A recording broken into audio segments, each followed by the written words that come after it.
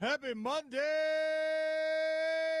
everybody. Welcome to the Sean O'Connell Show on Utah's #1 sports talk, ESPN 700 and 92.1 FM. Very happy to be with you after a big Utah win on the road.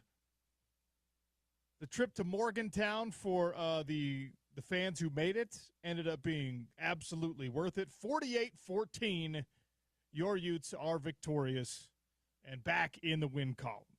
The show today and every day brought to you by our friends at Big Willie's, 1717 South Main, Utah's sports bar. Craft food menu, craft cocktails, cold beers on draft, and enough to get you through the bye week down there at Big Willie's. Ari Temkin's going to join us today, as is Scott Mitchell and Tony Jones. Yes, that Tony Jones, he's left us. He's abandoned us for the Philadelphia 76ers beat, but we love him anyway. Tony's going to swing by on the Sean O'Connell Show. I'm not going to say one last time because we'll find reasons to call Tony and get him back on the show at some point. But, it won't be quite so regular an event now that Tony is in a new market. So looking forward to – Yeah, are the Sixers never going to play in Salt Lake City again? Come on now. We're going to get Tony on plenty during NBA seasons. I think he may still have the Nuggets as part of his beat. I have no idea. When 10 years from now, the Washington Commanders move to Salt Lake City to become the brine shrimp, we'll talk to him about that because that's his favorite team. Absolutely. We'll find reasons to get Tony on the show. All right, a couple Twitter questions for you today. I'm going to start with the positive one, all right? Is Utah back? Did you see enough against West Virginia to say, all right, you know what? That Texas Tech game was a fluke, unfortunately timed. The Texas Tech game was Devin Dampier's ankle was bothering him, and you can't beat a team like that unless you're at 100%. Is it enough for you to say everything's going to be all right with Utah, that you mollywopped a bad team, a West Virginia team that really couldn't do anything until you called off the dogs? If you want to get real nitpicky, and we tend to do that on the show because, well, that's just how I am as a person, I guess. There's some things that, in the stat sheet you're not going to love about this Utah game, but the number that matters, 48-14, Utah improves to 4-1, 1-1 in the Big 12, and you head into the bye week. A perfect time to try to get right with some of the bumps and the bruises and the injuries. If there was a negative from this West Virginia game that's easy to draw out, it's because, you saw guys leaving the game. You saw more injuries piling up against West Virginia. And it's bad luck. As far as I can tell, these are fluke things, unavoidable things. And, you might have to spend some significant time without Nate Ritchie. You might have to spend some significant time without Hunter Andrews. You might have to spend some amount of time without Jackson Benny. Against West Virginia, you were okay without those guys. West Virginia couldn't do anything while you were trying. So was it enough for you to say, all right, I'm back on the bandwagon? I was jumping off. I was getting cantankerous. I was bothered by what we saw against Texas Tech. But now this was the get-right game we wanted it to be. 877-353-0700 at Real OC Sports on Twitter. West Virginia stinks. They're 2-3 now on the season. I don't know how many more wins there are for a West Virginia team that somehow in a rivalry game against Pitt, well, also isn't very good. They found a way to win after losing some really, really important players on their team. Did you see how mad Rich Rod was getting on the sideline, by the way? That's kind of a Rich Rod thing. It was amazing. It was amazing to watch it again a lot more closely because he's been in obscurity till this job. He kind of got relegated to some college football obscurity the last couple of seasons. So it is amazing to see the sideline antics of Rich Rod once again. just amazing because he knows that this is like his C team in some areas, right? With all the injuries they've unfortunately piled up, but yet he's just as mad at his second, third, and fourth stringers screwing up as he would have been about his projected starters going into the season. It just incredible. So Kyle Whittingham gave Rich Rod, by the way, a ton of credit. He did. Heading into the game, there's great a lot offensive mind, etc. There's a lot of admiration for Rich Rod in coaching circles because the last time he was at West Virginia, he brought them to a top 5 national ranking. He was producing NFL talent, and that's not an easy thing to do at West Virginia. They won at that time big-time conference championships in the Big East. In the BCS era where the Big East was a thing. The Big East was then the equivalent of what like the ACC is today. Yeah, in Big 12, ACC and Big 12, where it's like they nowhere near considered the best conference, but one of the 5 or 6, I think there might have been 6 at the time, BCS conferences, automatic bids to those near 6 bowl games. Those conference champions. Reason why, I mean, if anyone is forgetting or didn't know, why was Pitt playing an undefeated Utah team on your 2004 team, OC, your team? And it's like, well, because they won the Big East. And they were an automatic qualifier because they won the Big East. So it used to be a big deal, and that was a huge deal that he was winning multiple of those conference titles at West Virginia, of all places. So at the end of the day, Utah goes and does what you're supposed to do against a bad team that maybe is well coached in some areas, but right now is on the rebuild, on the mend. Is it enough for you as a Utah football fan to say, all right, Devin Dampier, once again, his quarterback rating, outside of the errant interception throw, which was just, we're not going to make any excuses for Dev. It was a bad throw. It was just a bad throw. You really had 3 guys wide open. Yeah. And you could have put that ball kind of anywhere in that area except where you put it, and your guy's going to come down with it. It was awful. It looked underthrown too, yeah. It wasn't as costly and as timely as, some turnovers can be, and certainly not as bad as they were against Texas Tech. It's not something you just get to ignore, but to me it was, do you pencil in a quarterback like him, a guy who's, a multifaceted threat, a guy who's just as formidable as a runner as he is as a passer, maybe even more so? Do you kind of pencil in like, oh, man, you're going to have one of those throws every other week or maybe even every week, and you just have to be willing to deal with it? Like, that was a bad interception, but it didn't end up killing you because West Virginia is not good. And he threw 4 touchdown passes. He was 21 of 26. And by the way, there were 2 drops in this game. He could have finished the game 23 of 26. He comes away from the weekend as, I think, the highest-rated quarterback in the Big 12 Conference for the weekend. I mean, it was an important bounce-back game.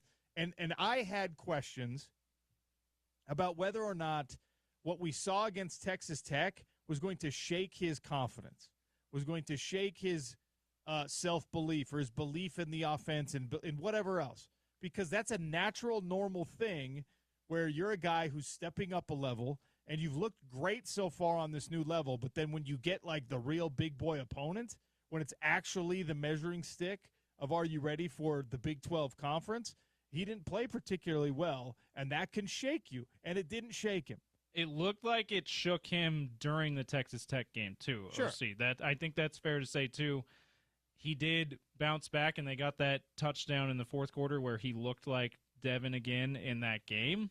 So he does seem to be a guy that, of course, is human, and things bother him and maybe shake his confidence, but he also seems to be a guy that later in that game can shake that off and go back to his very talented self and very confident self. So, and I think that's a good sign so far for Devin Dampier. For me personally, I got to see it against ASU. I got to see it against BYU.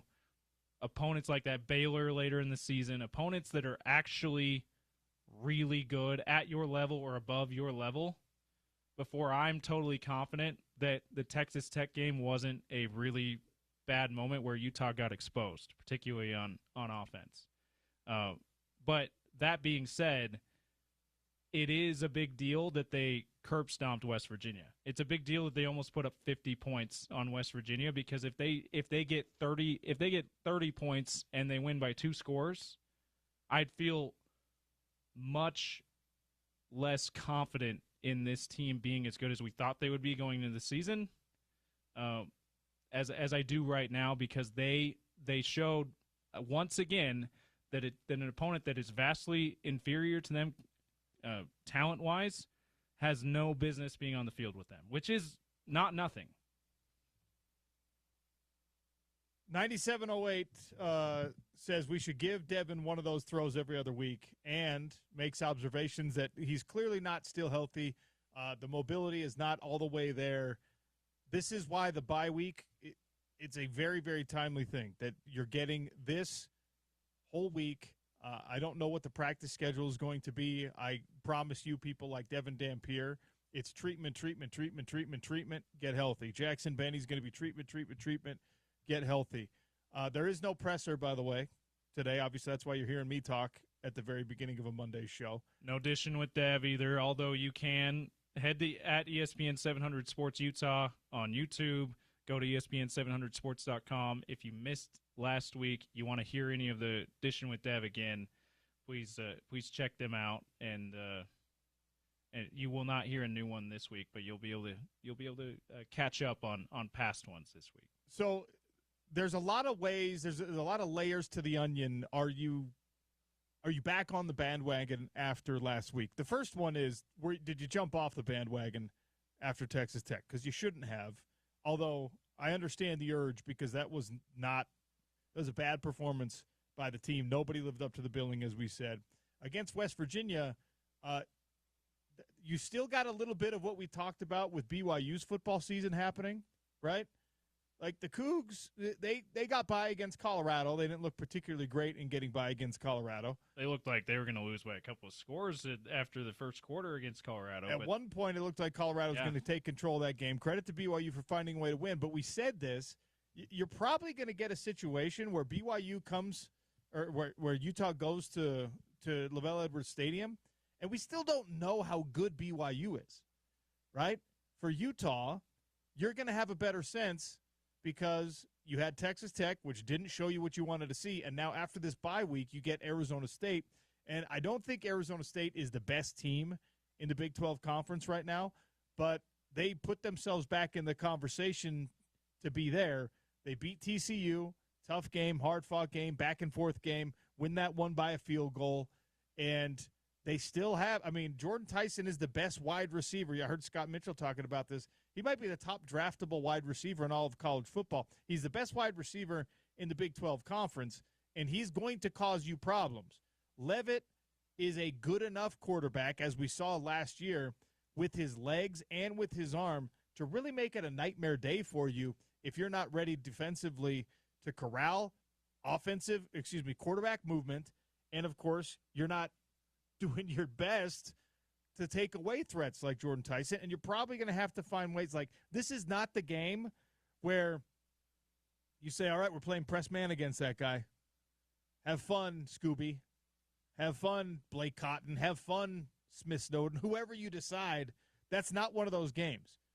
I don't want to bring up old stuff, but you go back far enough to when Utah, with, I think, better corners, we're like, you know what, we're going to have our guys play press man against USC's wide receivers, and it doesn't work out all the time, right? When you got NFL bodies on the other side, you got to find ways. And do you have the opportunity to find ways to take away that particular weapon for Arizona State? And if you could take away that particular weapon, probably using 2 guys instead of 1, does Kenny Dillingham find ways to exploit that?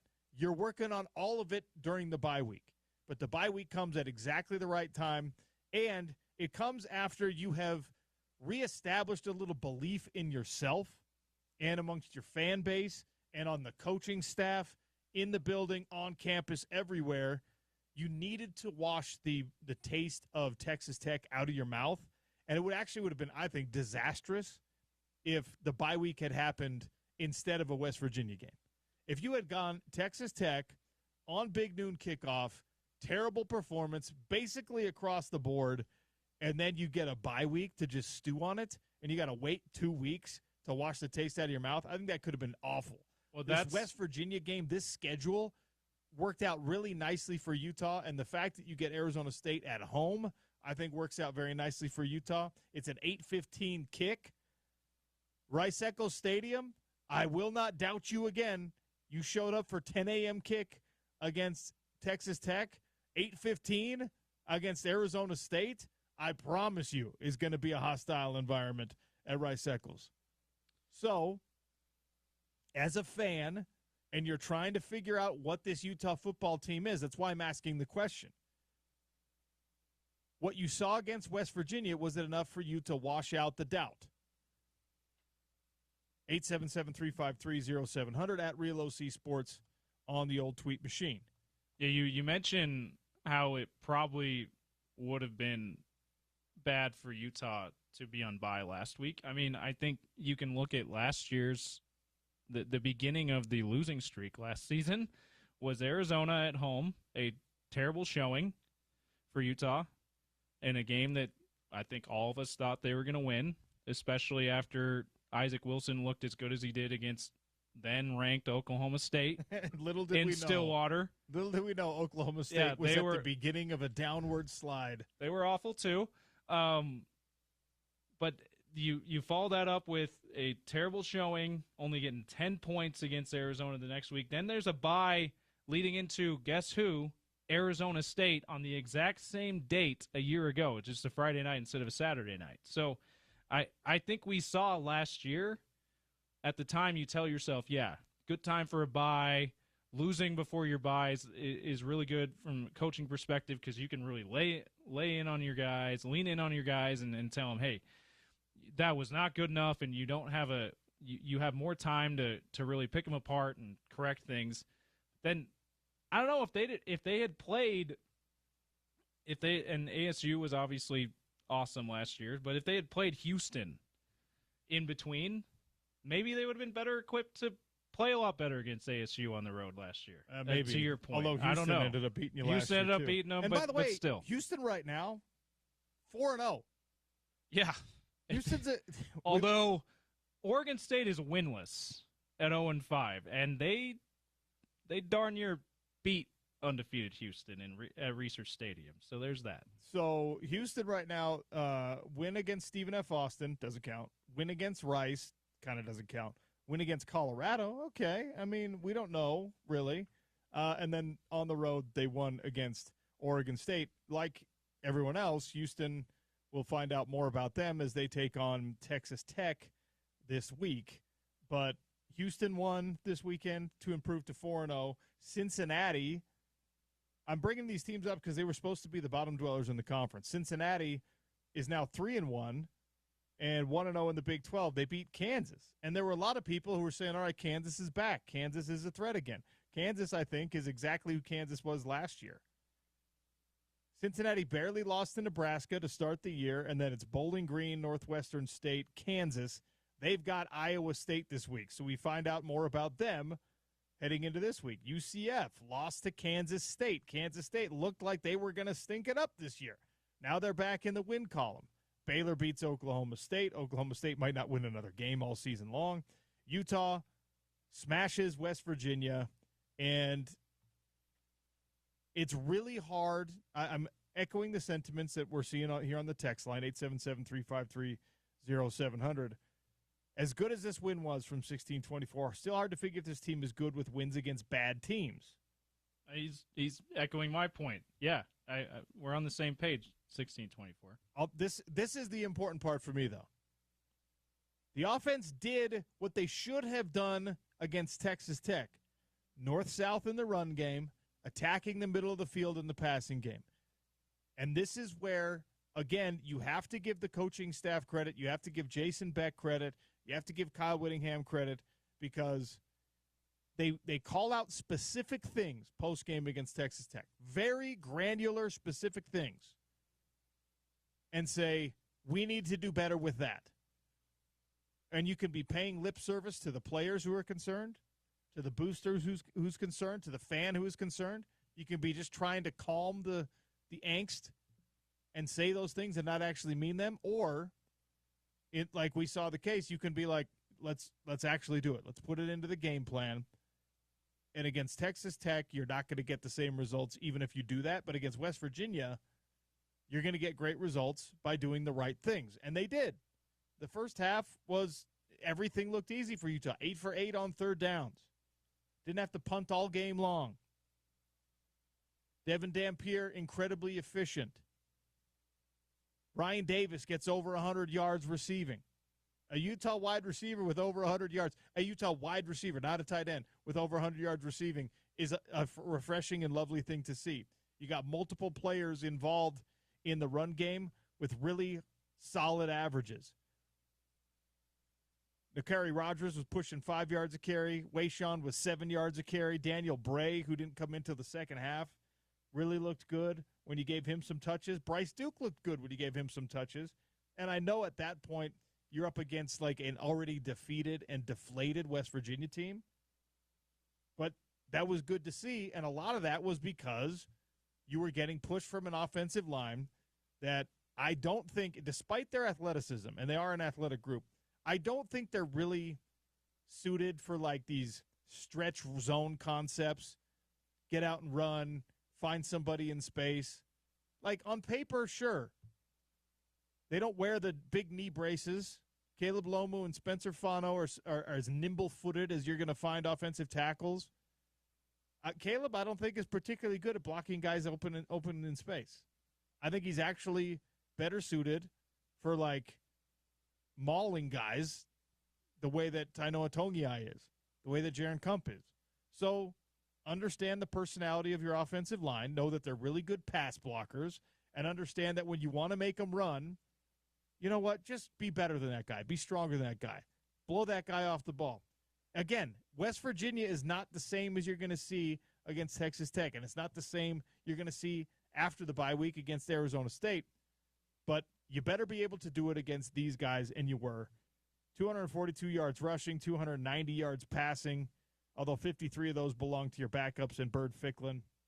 Ooh, by the way, 4 for 4 again. He looked awesome. Bird Ficklin looked great. Bird Ficklin is the quarterback equivalent of Caleb Lohner. Remember Caleb Lohner was just like, all you do is catch touchdown passes? Bird Ficklin, if he's throwing, it's complete.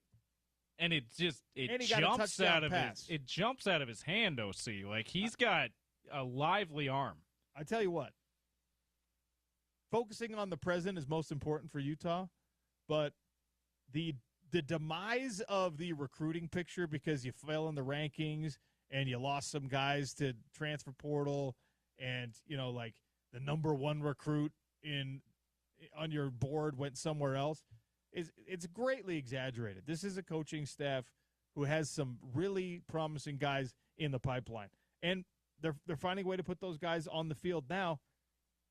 J.J. Buchanan. Heck of a catch on that touchdown. J.J. Buchanan needs to be given the ball 7 times a game. Like, I know that he's technically a tight end.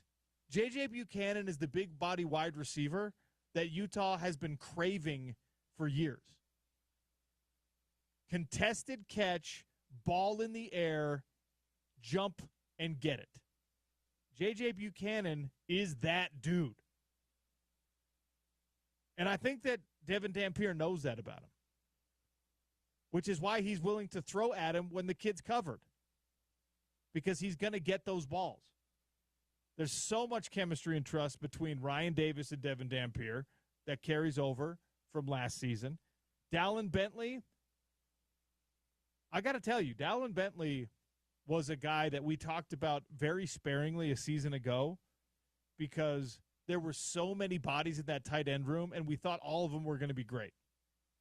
And then we didn't talk about it much in the preseason even because at Big 12 Media Days, Kyle Whittingham was just like, yeah, we're going to have Lander Barton play some tight end. And I was like, that's exciting, but also, like, what does that mean about the guys who are already in the tight end room? And for 3 years, Utah fans were shouting at me on the text line telling me that Landon King was the next coming of Dalton Kincaid. Look at Dallin Bentley, man. I know it's against West Virginia, but I'm talking about just individual plays. The dude is a player. Put him over the middle of the field, give him targets on the seam against Texas Tech, and I think something could have changed in that game. And remember, that game was so narrow close.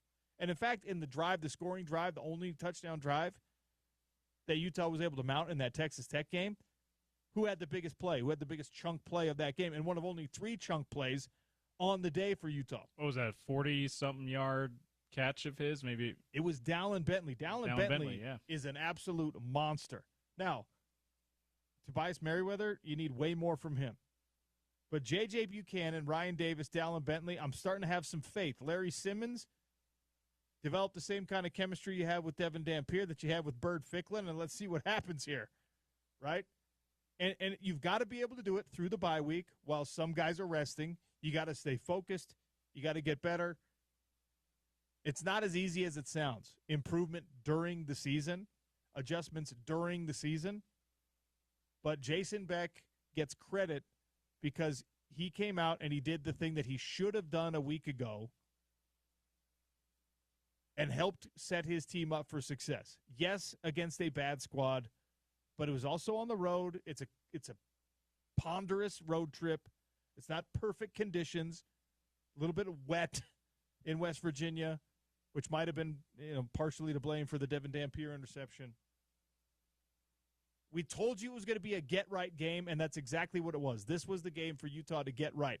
Stay right through the bye week. That's the tough challenge now. 877-353-0700. Keep your feedback coming in. Ari Temkin's going to join us on the other side. I'm going to ask the same question for him. Did Ari see enough from Utah against West Virginia to feel like, all right, we can climb back onto the bandwagon, at least tentatively? The Sean O'Connell Show, just getting started on a Monday on Utah's number one sports talk, ESPN 700, 92.1 FM.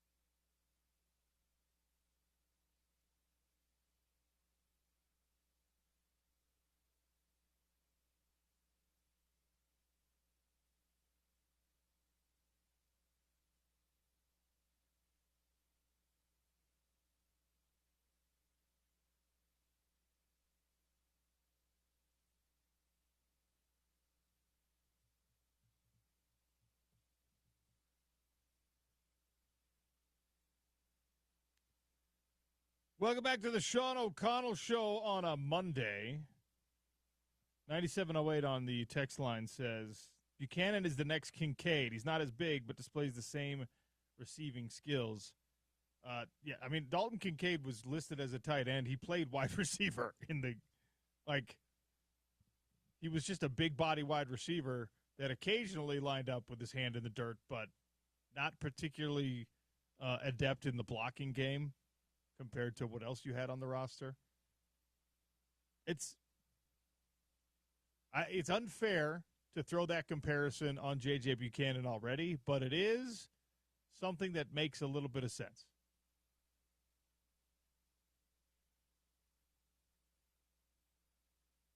Big numbers for Utah against West Virginia. Is it enough to convince you that this team is all right? Is it enough to convince you that what you saw against Texas Tech was a fluke, a bad day, an unfortunate confluence of factors like the pressure of big noon kickoff and early kickoff, et cetera, et cetera, et cetera? I'm not trying to write that thing off and say you shouldn't worry about it at all. I'm not trying to tell you that that game doesn't matter, because it does. It is the most important result you have seen so far from this Utah football team in 2025. However, I did say after the loss, man, the result isn't quite as bad as it looked. And I still do believe that. I also don't think that this win is as good as it looks. 48-14 against another bad squad doesn't guarantee that you're going to beat Arizona State, not by any stretch of the imagination. And the Sun Devils are coming into their own in a way that I wasn't sure we would see this year, because you could see what Cam Scadaboo is doing for the Giants. You could see what the next level has done for him. And by the way, Jackson Dart and Cam Scadaboo being on the same team and that team being the Giants is actually pretty problematic for me, because I don't want to root for the Giants ever. But I really like both of those guys.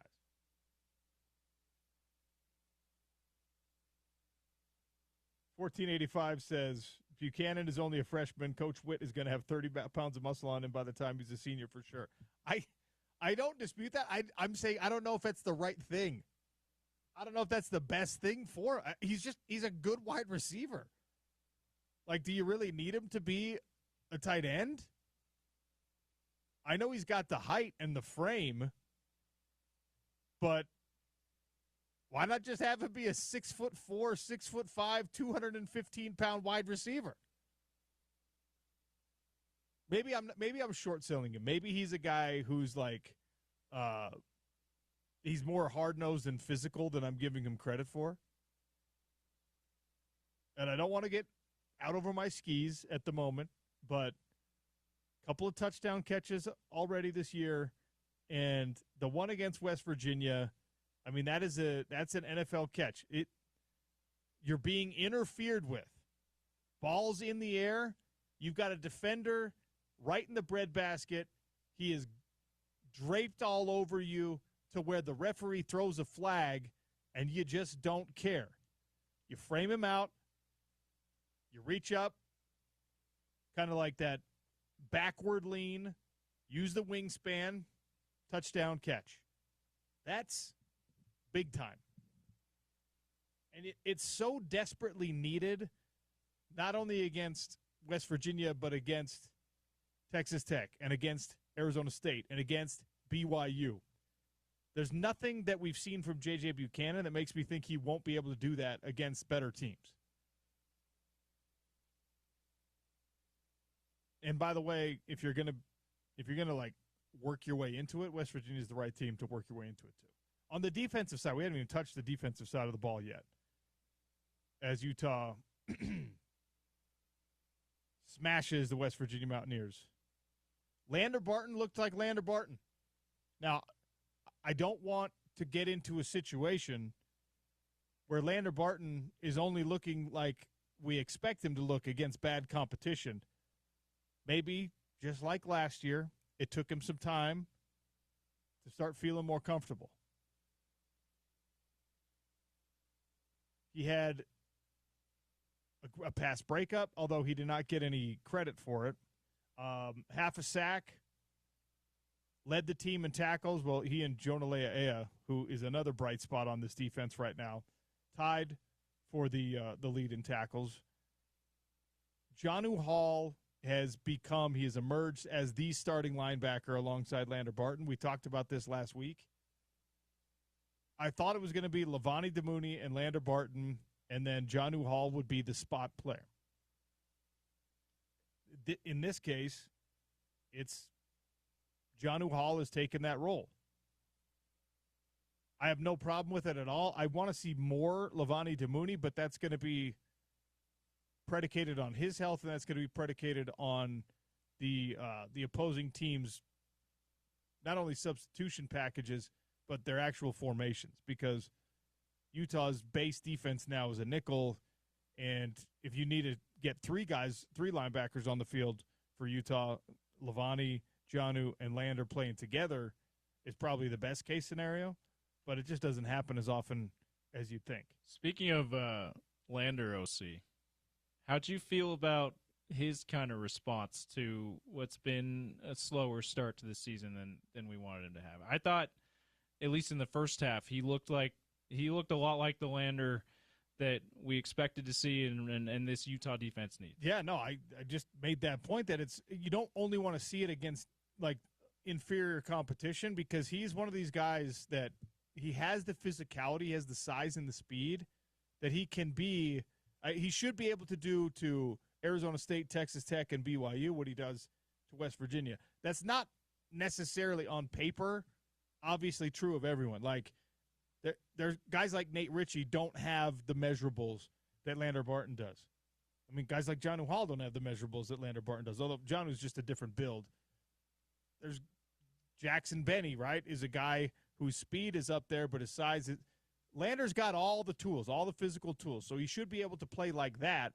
And 8 tackles with some disruptive havoc plays. Do I want to see him, forcing fumbles and intercepting footballs and all that kind of stuff? Of course. It's Lander Barton, the baseline of our expectations for him are the kind of game he had against West Virginia, where you're at or near the team lead in tackles, and there's a couple of plays in the game where everybody has to pay attention to number 8, where everybody in the stadium, everybody on the field, the opposing offensive coordinator, the quarterback, the running back who tried to get through that hole has to be like, who's that? You hadn't seen enough of those plays in the first 3 games of the season, the first 4 games of the season, and finally you got one. You got a couple in this West Virginia game, and hopefully that's momentum that Lander builds on. You're going to see a lot more of Nate Tillman, ladies and gentlemen, and that's a guy who's got to improve his knowledge of the defense, improve his angles. You say what you want about Nate Ritchie, and we've been harsh on him. People have been, the mission ruins your legs, and you don't, like, the best way to interrupt a promising athletic career is you leave for 2 years. Like, Nate Ritchie did what he was supposed to do, and Nate Ritchie, despite his missed tackles this year, he's been on balance more of a positive than a negative. We obviously attach ourselves to the negative plays and to the penalties and things like that. Nate Ritchie being out is not good for this defense. And it's not going to be good for this defense against Arizona State, because one thing you can't say about Nate Ritchie is that he's not in the right place. He is in the right place. That's why the tackles are missed tackles instead of he just wasn't there. Like, it's a double-edged sword. You got to be the guy who's there and finishes the play.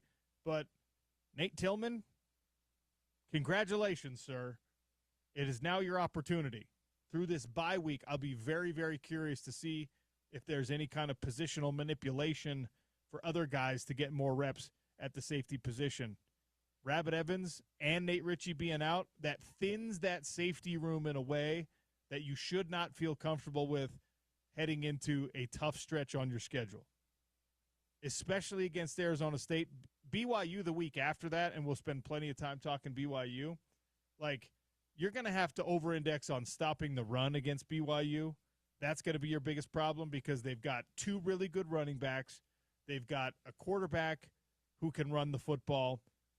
Against Arizona State, they have a star running back, and they have a passing game that could make your day a nightmare if you're not in the right place positionally and if you're not communicating with the other defensive backfield players to get them in the right position. That's my concern with the Nate Ritchie injury. Teo Johnson, fine. Smith Snowden had some really nice plays, not takeaways, but just batting balls down. Positionally, I felt like he was in a good spot. I liked what we saw from Lance Holtzclaw with Paul Fitzgerald appearing on the injury report. I don't think he was on the Wednesday or Thursday, the Thursday or Friday injury report.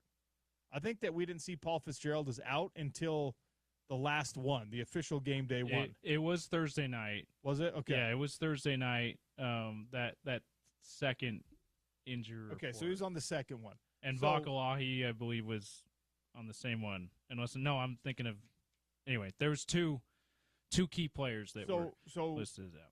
That, I think, increases the reps for somebody like Lance Holtzclaw. He had two tackles for loss in this game. Yeah, he looked good. He looked really good. You need more of that. John Henry Daly had his half sack. I need that guy against somebody like West Virginia to have like 4 sacks. But he got a half sack. He and Lander combined for the only sack of the game.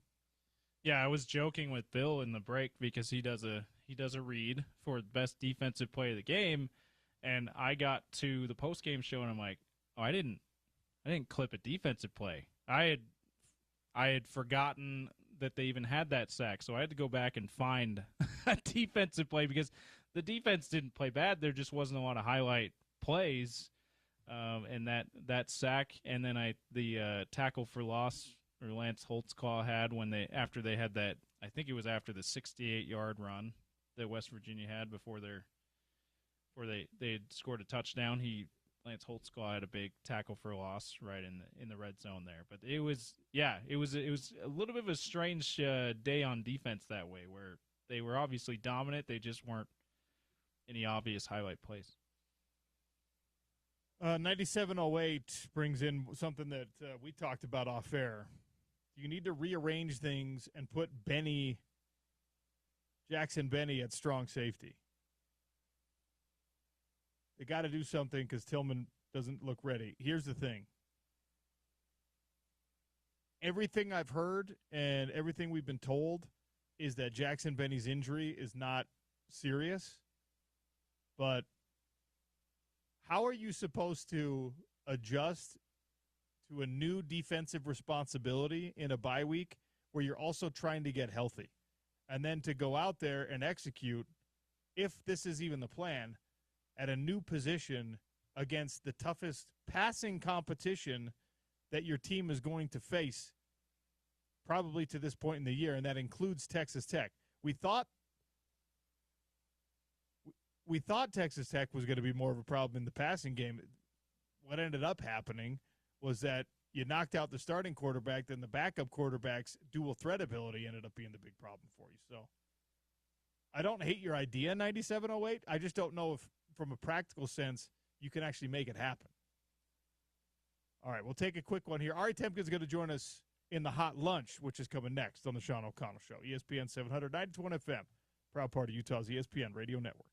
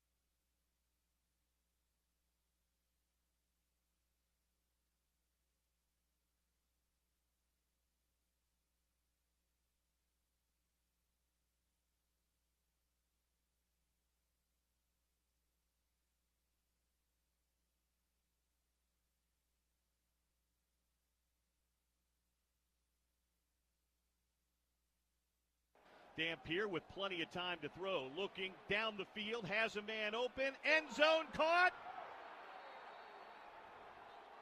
Touchdown! Ryan Davis!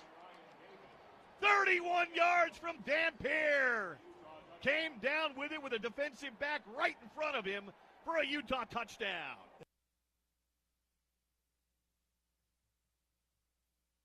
That highlight courtesy of the Utah Sports Radio Network. Bill Riley, the voice of the Utah on the call. Devin Dampier hooking up with his old New Mexico teammate. They've been really good together in Utah uniforms as well. Ryan Davis, over 100 yards, and that was a 32-yard touchdown pass. In the win against West Virginia, Ari Temkin, TuneIn Radio's Big 12 Today, joins us to talk about this conference, Utah's win on the road, et cetera, et cetera. Ari, welcome to the show. How are you? I'm great, O.C. How are you, buddy? Doing all right. Is this win against a really rough-looking West Virginia team enough to calm the concerns for Utah fans? Did we see enough in the bounce-back game to say, like, all right, you're going to be okay despite what happened against Texas Tech? Well, yeah, would they have like 1,200 yards of offense? I mean, it looked really good. And, we talked last week about, when there are teams defensively that can force Utah to be one-dimensional, can they take advantage of it? But it's hard to overlook this game. I will say, West Virginia is just really bad. I mean, I think coming into Big 12 play, they had looked defensively like they were pretty good. And, so you can at least hang your hat on that. Their offense, it's just not been a good showing for them. And in 2 games defensively, they've just looked like a train wreck. So, it's a good bounce-back game for Utah. They needed it, especially after last week. And, but it's clear that West Virginia is not going to be one of the, 5 or 10 best teams in the Big 12. Yeah, I think they're going to be probably down in that 5 or, one of the worst 5 teams. But when you see a team like Utah, have the performance they had, which was obviously substandard, and then they come back with a performance like this where all you're doing really is you're beating the team you should beat, kind of the way you should beat them, even if it's a road game for Utah. Does it answer any of those questions about, like, all right, if you can do it against West Virginia, can you do it after the bye week against Arizona State? Or is the only way to answer that question is to do it against Arizona State? Yeah, I think Arizona State is just a totally different animal. I mean, they have 17 sacks in their first 5 games of the season. They had 6 last week. This is that will be a true test. So, look, Dampier, I think, needs to build some confidence, especially going up against, an opponent like Arizona State going into next week, which is going to be a really good game. But I just don't think I don't think it says much in terms of can he do it against Arizona State. And I think that's the reality of it. You've got opportunities to build your confidence in these, against these opponents that you should be able to beat. And look, it's a tough road trip. Going to West Virginia is not easy. So it's not a complete shutdown. They just absolutely demoralized them offensively. They did whatever they wanted. The 300-plus passing yards, the 200-plus rushing yards. Utah did whatever they wanted. So hopefully that builds confidence in the team.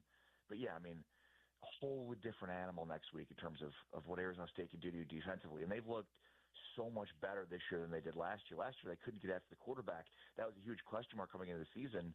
And so far they've been really good at it in terms of living in the backfield for their opponents. So, I ask you this every week when we talk, but TCU had entered the conversation for me as a team that, deserves consideration for top 4, top 5 in the Big 12 conference. I don't necessarily even think that losing to Arizona State takes you all the way out of that conversation, but what is the power structure, and is Utah near it? I would say, Iowa State and Arizona State so far are the 2 best teams in the Big 12, which, those are 2 teams that played for the Big 12 championship last year. I'd probably put Texas Tech in the mix. I think it's hard to overlook what BYU has done, but, BYU hasn't played at Texas Tech yet like Utah has. So the opponents BYU has played, I think, aren't not on the level yet of Utah, or at least one opponent. With that being said, I'd probably put BYU there. I'd probably have Utah close. I think Cincinnati, their win over Kansas on Saturday, put them probably closer to the top of the conference than the middle of the conference where Kansas is. So, I mean, I think they're certainly in the mix, but right now I'd probably say there's probably four top teams, Texas Tech, Iowa State, Arizona State, and probably BYU as well. Who are the must-watch players in the Big 12 Conference right now? I mean, you had so many of them last year, and you had the ultimate much-watched player and the eventual Heisman Trophy winner. Who are the guys this year that you just, even if you can't catch the whole game, and I know that you do your best to catch every one of these games, but who are the players that you absolutely are checking in on and seeing what they did any given Saturday or I guess Friday night in last week's case? Yeah, I mean, it's sometimes, Devin Dampier in basically all the games we've seen from him, except for the Texas Tech game, is in that conversation. I mean, Jack Kelly and Isaiah Glasker for BYU. I mean, when I talk about BYU and they haven't played an opponent like Texas Tech yet, but they have one of the best defenses in the Big 12. I mean, they completely shut down Colorado in the fourth quarter of that game. The fourth quarter, Colorado had 9 total yards. They had 3 sacks, BYU, including 2 from Isaiah Glasker, and Glasker also had the game-sealing interception. So I think the linebacking core of BYU is must-watch. I mean, Sam Leavitt. Leavitt completely outdueled Josh Hoover. If you watch that game, Tim Brando and Devin Gardner were just falling over themselves to talk positively about Hoover and how underrated he was and how good he is. And meanwhile, it was almost like Sam Leavitt could hear what they were saying on the broadcast and was getting offended by it because of the way that he played down the stretch of that game. I mean, Hoover had a fumble and an interception along with 2 punts in the final 4 drives for TCU. And that's just, for a team that should be considered at the top of the conference, it was just a really bad finishing to that game. And meanwhile, Arizona State played like they're the defending Big 12 champs.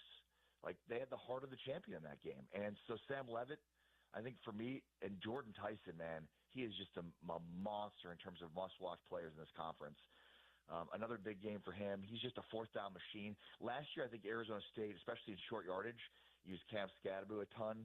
Now, every fourth down, they're going to Jordan Tyson, and he's delivering. And then, last, if I'm going through kind of a list in my head, I mean, it's hard not to mention Sawyer Robertson for Baylor. Baylor has been so up and down defensively, including, what they did against Oklahoma State. I mean, Oklahoma State had not scored a touchdown against FBS opponents since 2023 until they scored 2 touchdowns on Saturday against Baylor's defense. But Sawyer Robertson is number 1 in FBS in passing yards at 1,700. He's got 17 touchdowns. He had 5 touchdowns this last week, including 4 through the air. So, I mean, I don't know how much in the Heisman race Robertson's going to be because they're probably not a good enough football team, and especially defensively. But, man, Sawyer Robertson is incredible this year, what he's doing. 1,700 yards passing, in such a short period of time. So that's probably my short list right now, but a lot of good quarterbacks in this conference. And, Sam Leavitt and Sawyer Robertson are incredible. Is Houston good? Great question. Yes and no. I mean, to me, they're probably still a mid-tier Big 12 team, but, it remains to be seen. I mean, they had really, in many ways, no business winning that game. I mean, it's a tough opponent. They played on the road. They played in Corvallis. But how good is Oregon State? And, I mean, they were down in that game. They were down big in that game. And, and then after coming back and really playing a great second half, Oregon State was still set up to win with a 46-yard field goal, and then they block it. And then in overtime, Oregon State goes for it on 4th and 1, and they get stopped, which set up the game-winning field goal for Houston. Swing possession. So, I think we know Willie Fritz's teams are going to be good defensively. They're going to be good up front. They're good on the meat and potato side. I think there's still a lot of unanswered questions on offense, and I think opponent has a lot to do with it. But we're about to find out because Houston goes right into the deep end here with Texas Tech on Saturday. What are we gonna be saying about Colorado? I mean, they looked good for 3 quarters against BYU. Like you already said, yeah. BYU was able to shut them down and eke out that win. What are we going to be saying about Colorado by the end of this thing? They've got an opportunity against a TCU team that is good, but we now know are beatable. So are we believers at all in Dion and a bounce back here?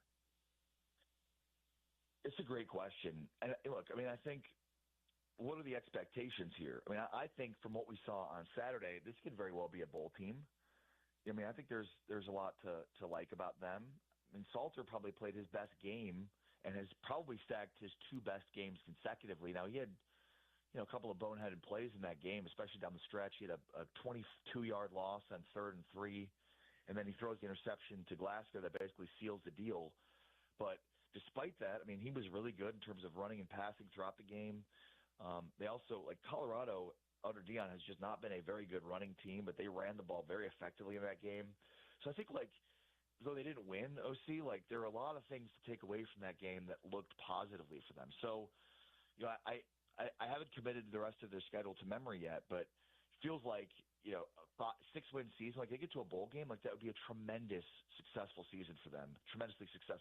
Now, with that being said, I mean, they, like, defensively, they've got some holes. They've got some issues. They're not nearly as good up front on defense as I think we expected. But if Salter continues to get better, I think this team could certainly be a 5-6 win team and get to a bowl game and compete there. And I think that would be a really good season for them. I mean, look, they lose Shedeur and Travis Hunter. I mean, that's traditionally not two easy guys to replace, especially at the quarterback position. I have major question marks about the long-term viability of a guy like Pat Shurmur at Colorado, and I think this year's a good example of the how limited an offense with Pat Shurmur can be in a college game that kind of necessitates building an offense around more multiple in a way that Shurmur just hasn't been. But yeah, I mean, I think what we saw with Salter in the running game, there's a chance this team could be a bowl team, and if so, I think that's a very successful season for them. If not, then yeah, this is a rebuild season for Colorado. There's no doubt about it. And I think they expected more on a Salter, but in these last two games, at least he looked like the best version of himself to a degree. Ari, it's always great catching up with you. I appreciate you giving me some time every Monday, man. Thank you. Yeah, of course. OC, great talking to you, brother. Take care. That's Ari Temkin, Big 12 today on TuneIn Radio. By the way, Top 25, AP Top 25, BYU at 23, Arizona State at 25, Iowa State at 14, Texas Tech at 11. In the coaches poll, Utah's back in the top 25. So if you care about the AFCA coaches poll, there you go. You're a ranked team right now. Take a quick one here. We'll start hour number 2 with Scott Mitchell on ESPN 700 and 92.1 FM.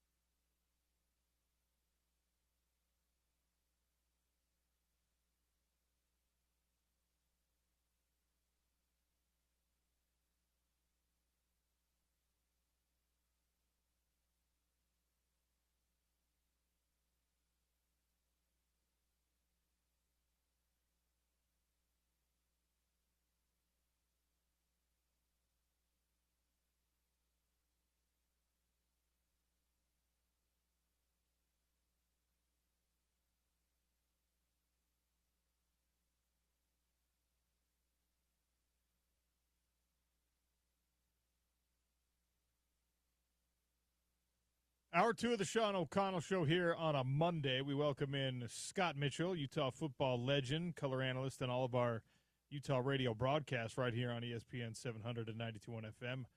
You can also hear his show, Down and Dirty, immediately preceding us. And you can find it at ESPN700sports.com, on the ESPN 700 app, and wherever you get your podcasts. Scott Mitchell, welcome back to the show. How are you? I'm doing pretty good today. Thank you for having me. It's a good Monday after a win. So how good of a win was this one? We know that West Virginia is not among the best teams in the Big 12, but given the context, the timing of you got to get right after that Texas Tech loss, and it is a road trip that isn't the easiest road trip in the world to make, how big of a win is this? How good of a win is this for Utah? I think it's a huge win, and every win the rest of this year is going to be huge. It's going to be a tight race in the conference, so you always want to take care of your business no matter where you're going, when you're going to play, or who you're going to play. And what's kind of cool is, like, this team is coachable. Like Devin Dampier is coachable. Jason Beck is coachable. And because, we say, hey, throw the ball down the field a little bit more. Throw the ball over the middle of the field a little bit more. Run straight at people. Don't run laterally, run downhill. And you saw all of those things. And it was a flawless execution. I mean, Utah didn't even punt at all. I get West Virginia's not very good, and they're not very good, but it's always awesome when you have an answer back. And that was the biggest thing I wanted to see. How does this offense answer back after such a tough outing last week? Take me inside the quarterback mentality specifically, because when you're Devin Dampier and, you have this opportunity for this big national television coming out party, and unfortunately you and the rest of your team don't perform to the best of your ability. Doesn't work out the way that it could have or should have in some people's minds against Texas Tech. And now you're going on the road and you're going to take on a West Virginia team that is probably going to try to force you to throw the ball downfield, because it didn't look like you were really good at that against Texas Tech.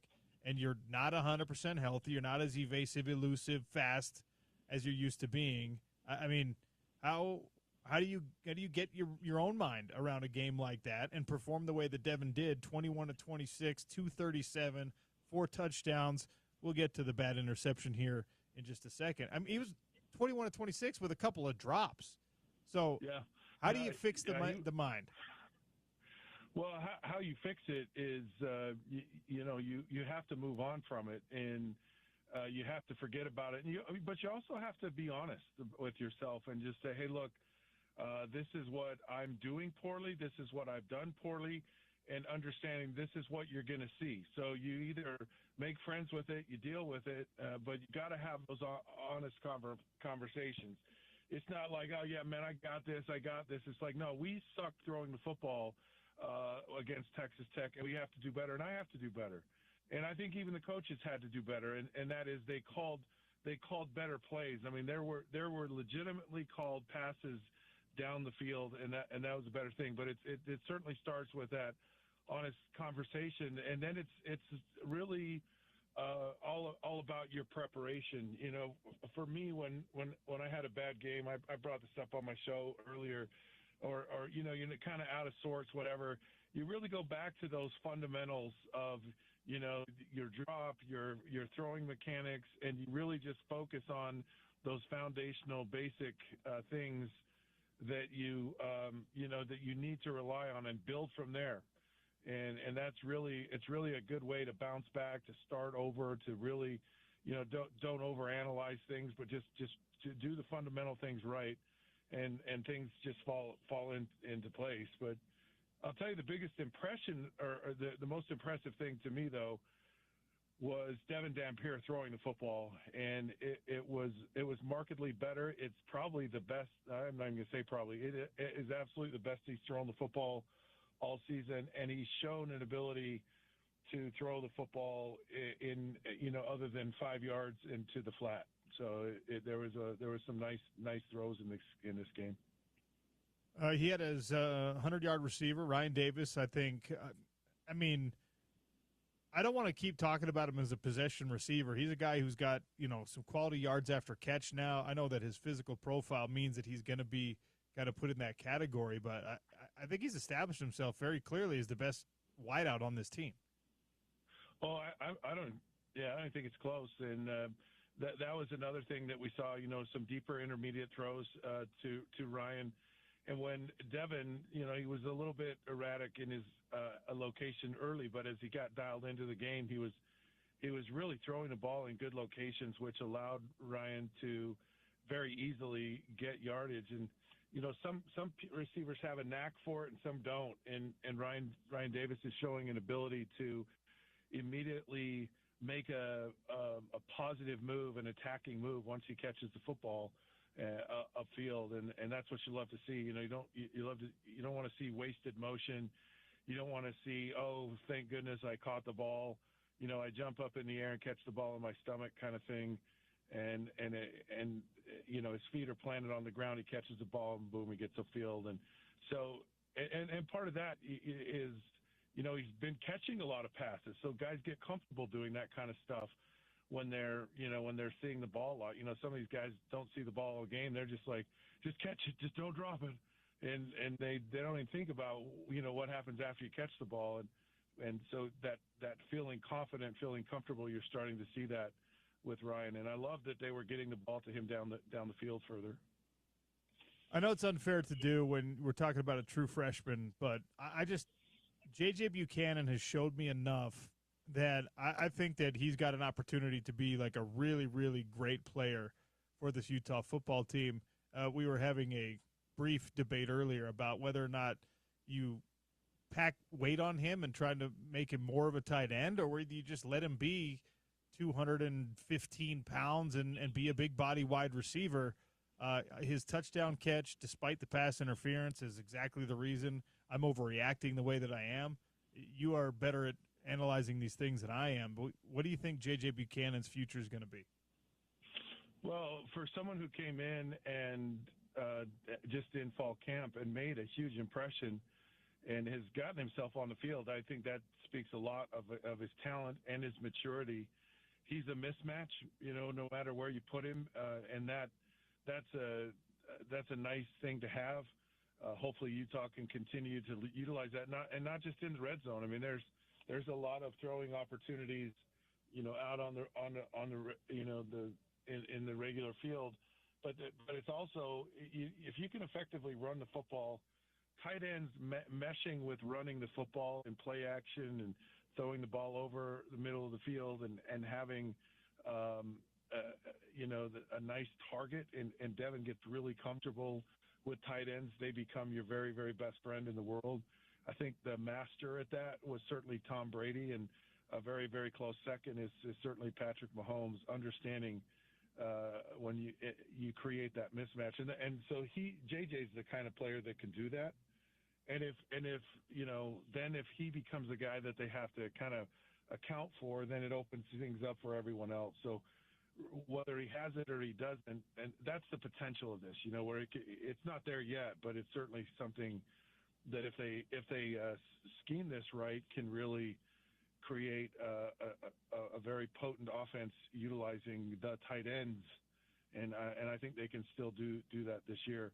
The other thing that really stood out to me is kind of speaking of tight ends and touchdowns, is Devin's been very accurate throwing the football in the red zone into the end zone, and he's made some. I just think through all the different games so far this year, he's had some special throws, and they're those unique throws. It's almost like your short game, and on a golf course where you're chipping into a green, or you got to get the ball out of the sand. He's got some creativity in some of the throws that he's made. The one touchdown to Wayshawn, where he kind of lobs it over the defender. Those aren't necessarily easy to execute, and it's the location of the passes that he's throwing that I think of the one throw to Larry Simmons against Wyoming, and there was a throw to Jake Bentley, or not Bentley, but Dylan Brantley. Dallin Bentley, yeah. Sorry. Dallin Bentley. Man, there's Jakes, Dallins, Dillons. Yeah. Whew. We got to get more creative with our naming of No kidding. Yeah. of targets. What's wrong with Thing 1 and Thing 2? You know, that's the names you need right there. Anyway, Thing 1 made a nice catch. We'll call the tight ends Thing 1 and Thing 2. But it's that accuracy, and it like throwing the ball to a tight end in the end zone is an art, and a lot of quarterbacks can't do it. Utah couldn't do it last year, and they had this size mismatch, and so, you know, not only are these great talents and weapons to have, but you got a quarterback who's got some creativity and accuracy in the end zone, and that can be a deadly combination. Scott Mitchell is our guest here on the Sean O'Connell Show, the Utah football quarterbacking legend and color analyst on all of our radio broadcasts here. Also host of the Down and Dirty immediately preceding this show. How do you win the bye week if you're this Utah football team? What is the Scott Mitchell model for success in a bye week where you got some bumps and bruises to significant players, and you got a big test coming after the bye week in Arizona State? Yeah, and, a lot of it is self-evaluation. You know, if you can really, again, it's those honest conversations you can have with yourself and look and go, okay, what are some of our tendencies? You know, they broke a little bit of that when they threw the ball in their big jumbo power eye formation, and it's stuff like that. You know, where are we tipping our hand? It's also, you saw Daniel Bray, who showed us a burst. I actually asked Coach Whittingham about him after the game. He said, you know, we feel like he's a guy that's going to get more and more involved in what we're doing offensively. So it's an opportunity to get him more reps. You got some guys bumped and bruised on defense, you know, so that's the thing. But also, you know, Nate Ritchie's out, Rabbit Evans is out, now someone new is in, or maybe you shuffle your secondary around and, you know, maybe Smith Snowden starts playing a different position. I don't know what their answer is, but they'll have time to figure out that answer and get someone some quality reps to get up to speed, because Nate Ritchie actually went out of the game, and it changed the texture of the defense, and they started to move the ball.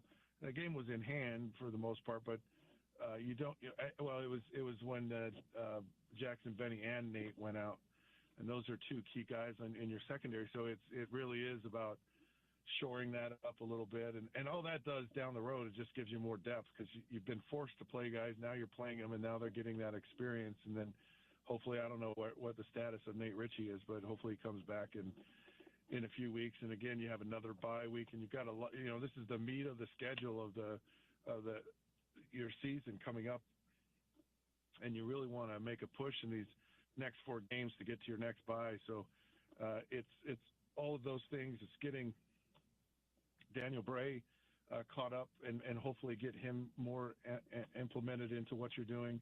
It could even be expanding on some of these Lander Barton packages and Smith Snowden, and even Jackson Benny, because you only have so much time regularly, and now it's like you have some found time. You get a nice reprieve. So I know that's a long list, but these are things, boy, if you can really utilize your time doing all of those things, it's just really going to help you out the next month. I thought you made a really interesting point on your show this morning, where you said you're not convinced, and I'm paraphrasing here, not a direct quote of your own words, but you're not convinced that this offense is even like fully aware or fully convinced of its own talent because of the use of guys like Lander and Smith and Jackson Benny on offense. I thought it was accurate. And are we seeing enough with like the emergence of Buchanan maybe as more of a weapon that you can rely on, and Dallin Bentley being perhaps a better tight end than we had given him credit for, and I don't know, even maybe Daniel Bray? Like, is there a way that you can see these other offensive weapons that are maybe less expected emerge to where you don't have to use those defensive guys on the offensive side of the ball? Well, I would hope so personally. I just think it's better keeping your guys fresher. The defense got tired a couple of weeks ago against Texas Tech, and so you don't want to have them get tired as the season goes on.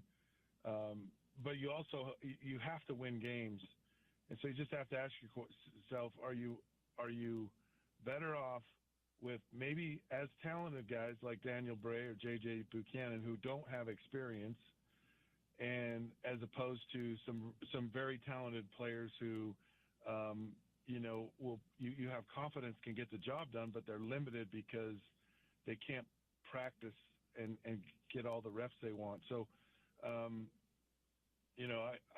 think these young guys are showing and have shown an ability. I think Ryan Davis for these coaches was also an unexpected production.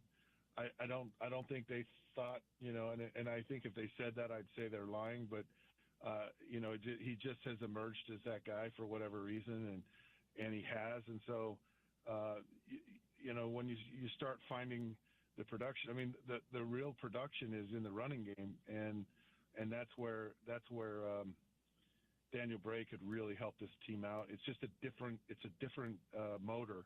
It's a different skill set, and it's a very talented one. And if he has that ability to add to your offense, maybe you don't need to see Smith Snowden on fly sweeps or some of those. Maybe that guy becomes Daniel Bray. Should we be concerned at all that you gave up 260 yards of rushing to West Virginia? Well, when you have the injuries, and that's what I mean, you lose that continuity because you can only get so many guys ready for a game, and losing both of Nate Ritchie and Jack, I really think it hurt the team to some degree. A significant amount of that yardage came later in the game. I mean, they had the big reverse that was, kind of after things were decided. It really felt like defensively Utah had West Virginia under wraps. It didn't feel like, early on in the game when it was really intense and really being decided that Utah was in any kind of trouble. There still was some missed tackles, and that's something that keeps showing up. And honestly, I don't know what it is at this point. I mean, when you've been through this much of the season, you should be in tune with that, but it just seems to continue. I don't want to interrupt you, Scott, but I think it's because they didn't tackle in camp. And once you get into once you get into the season, you can't really say, okay, now we're going to start tackling a lot in practice, guys, because now is when you actually have to keep your players healthy. And this is something that I know that every coaching staff tries to find the exact right balance, but we've seen it for Utah in the past be a problem where, they don't tackle a lot in the preseason camp because they're worried about injuries, and then you miss a bunch of tackles in a game, and then you're like, okay, well, the next game's a little bit better. But if it's something, I mean, football can only be practiced with football. Tackling can only be practiced with tackling. It's not something that you can really do at this point in the season. I mean, maybe you use some of your younger guys to be tackling dummies during a bye week, but it just I think that's the explanation, and that's why I hate every time we get into this conversation about like, all right, well, you don't have as much depth on this team, so you got to keep everyone healthy, and then they say coming out of camp, we hardly did any full contact tackling. We hardly ever tackled to the ground. I just don't know how you make up for that once the season begins. No, that's a great point, and one that I don't know that I have the answer. I mean, maybe the answer is tackling more, but it's really a risk. I think you just kind of manage risk, right? And so you look at what's the lesser of two evils and say, well, it's better to have our guys on the field than to have a bunch of second and third teamers, making great tackles or not even being in a position to make a tackle in the game. And so I think it's I think it's the better choice of the two. You get into the pros and these guys, they're hired assassins. They're trained killer. Those guys just know they don't need to tackle. They know how to tackle. And there's certainly an art to it. It's fun having conversations with Stevenson Sylvester, about how do you tackle people, and it's quite an interesting conversation. But I still think you can get better with the tackling, hopefully through the season. Maybe not going to be perfectly great, but at least you can get a little bit better. and you just kind of have to live with it and hope it doesn't hurt you down the road. We'll see. Before I let you go, should NFL games end in ties? No, and hell no. This is like, and this is about, look, the only thing they let things end in a tie, or at least that I'm aware of, is soccer, and I don't like soccer. There's not enough scoring. It's like you play these games, either win or lose, and figure out a way. I don't care if you flip a coin at the end of the game to figure out who wins. There needs to be a winner and a loser. It's basically saying, we didn't really do anything. We put all this effort, all this energy into it. I think Jerry Jones is behind this. I think he said, how can I create the most drama with the player I let go of? We'll end this thing in a tie, and that will just throw everyone in a tizzy. And so I think it's Jerry Jones' fault that this happened. But I never in a million years would have expected a tie between these two teams, and quite frankly, I would have expected a very decisive win with the Green Bay Packers. And it's just funny how the season, it starts out and it looks like it's going to be one way, and then it kind of flows another way, where it almost feels like the Cowboys are trending in a better direction, and the Green Bay Packers are not, and you wouldn't have said that at the beginning of the season, which is why the NFL to me is just so compelling and so fun to watch. Scott, always great hearing from you. Thanks for your time, sir. You got it, buddy. Scott Mitchell, host of the Down and Dirty, right here on ESPN 792.1 FM. And he was there on the call in West Virginia with Bill. He was telling the moonshine story, by the way, on his show this morning. Apparently, Bill was offered and he was gifted a mason jar of moonshine. I don't know if you watched on the History Channel or Discovery Channel, if you ever watched that Moonshiners TV show. For some reason, those things get me. I don't drink. I've never had moonshine. I've probably never even seen moonshine, but for some reason I've watched like 8 hours of people with funny accents making moonshine in backwoods stills and pretending it's super illegal. You ever see Filthy Riches? No. I think that was on Netflix. May or may not still be going, but there were the same kind of guys they might have been in Kentucky, the hills of Kentucky, and they're getting ginseng. They're getting ginseng, and Filthy Riches is like guys who are making money off of harvesting stuff like that instead of working in an office. Oh, that kind of perfect. stuff. Like, just that sounds like your kind of show. Yeah, I love like dirty jobs, all these things where you're just like, I don't have time to be watching this, but I'm like in a hotel room somewhere, and it's just like, all right, yeah, what is that going to be good? That moonshine that he's making, or are the cops going to catch him? Do they even care if they catch him? Well, I don't know. Is he giving them to the cops when they catch him? Yeah, exactly. I don't know. Moonshine's still a thing, I guess. Giving it to the cops. Yeah, moonshine is multiple people. Oh, there's a great movie. I don't know if it feels like a very underrated movie to me. Tom Hardy, Shia LaBeouf. I think it's called Lawless. I haven't seen that. They're moonshining brothers in I don't know what, somewhere in the Appalachia, and it is a great movie. It's like Prohibition era. It's really, really good. Anyway, that moonshine story, really good story. They even kind of brought it up during the pregame show. Nice. They didn't go into much depth, but they said something about, there's that moonshine you had last night, Bill, and like, yeah. I was like, interesting. I got to text Bill. I got to see what flavor they gave him. It's like it's an American heritage craft. It is. So even though I'm not an alcohol guy and I wouldn't drink it myself, I would feel very flattered and honored if someone was like, "I might got you some moonshine, man. We made this in the still outside my grandma's house back in, you know what I'm saying?" Like, just I'm fascinated by that Appalachian culture where you live in a holler and you don't, you're. It's not your city pride. It's what county you're from. It's just a different deal. Yeah, and you and I, if we were offered moonshine, like, yeah, sure, I got some paint to remove. Yeah. I'll take some. I'll take a couple mason jars. Yeah, give me.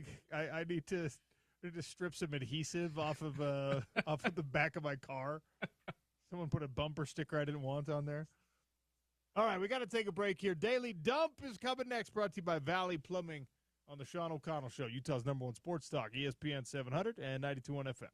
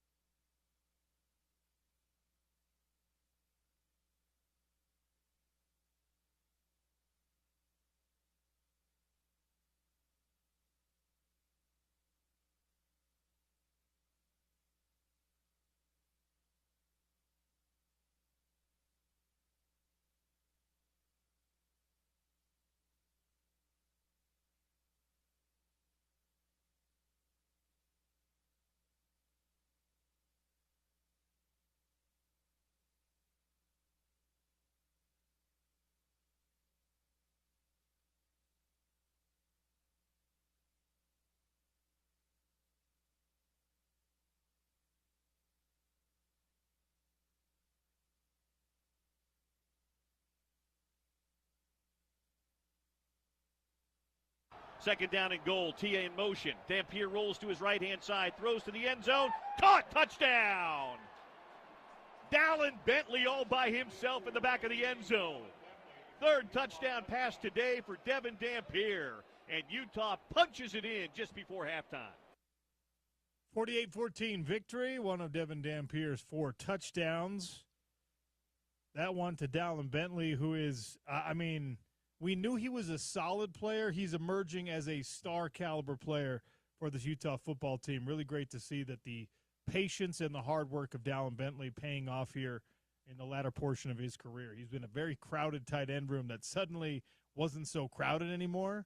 And even though, he effectively became like the de facto starter, but he's wildly productive. He's making contested catches. It's really good to see. That sound courtesy of the Utah Sports Radio Network. Bill Riley, of course, on the call. Daily Dump brought to you by Valley Plumbing. Man, lots of stuff to get into.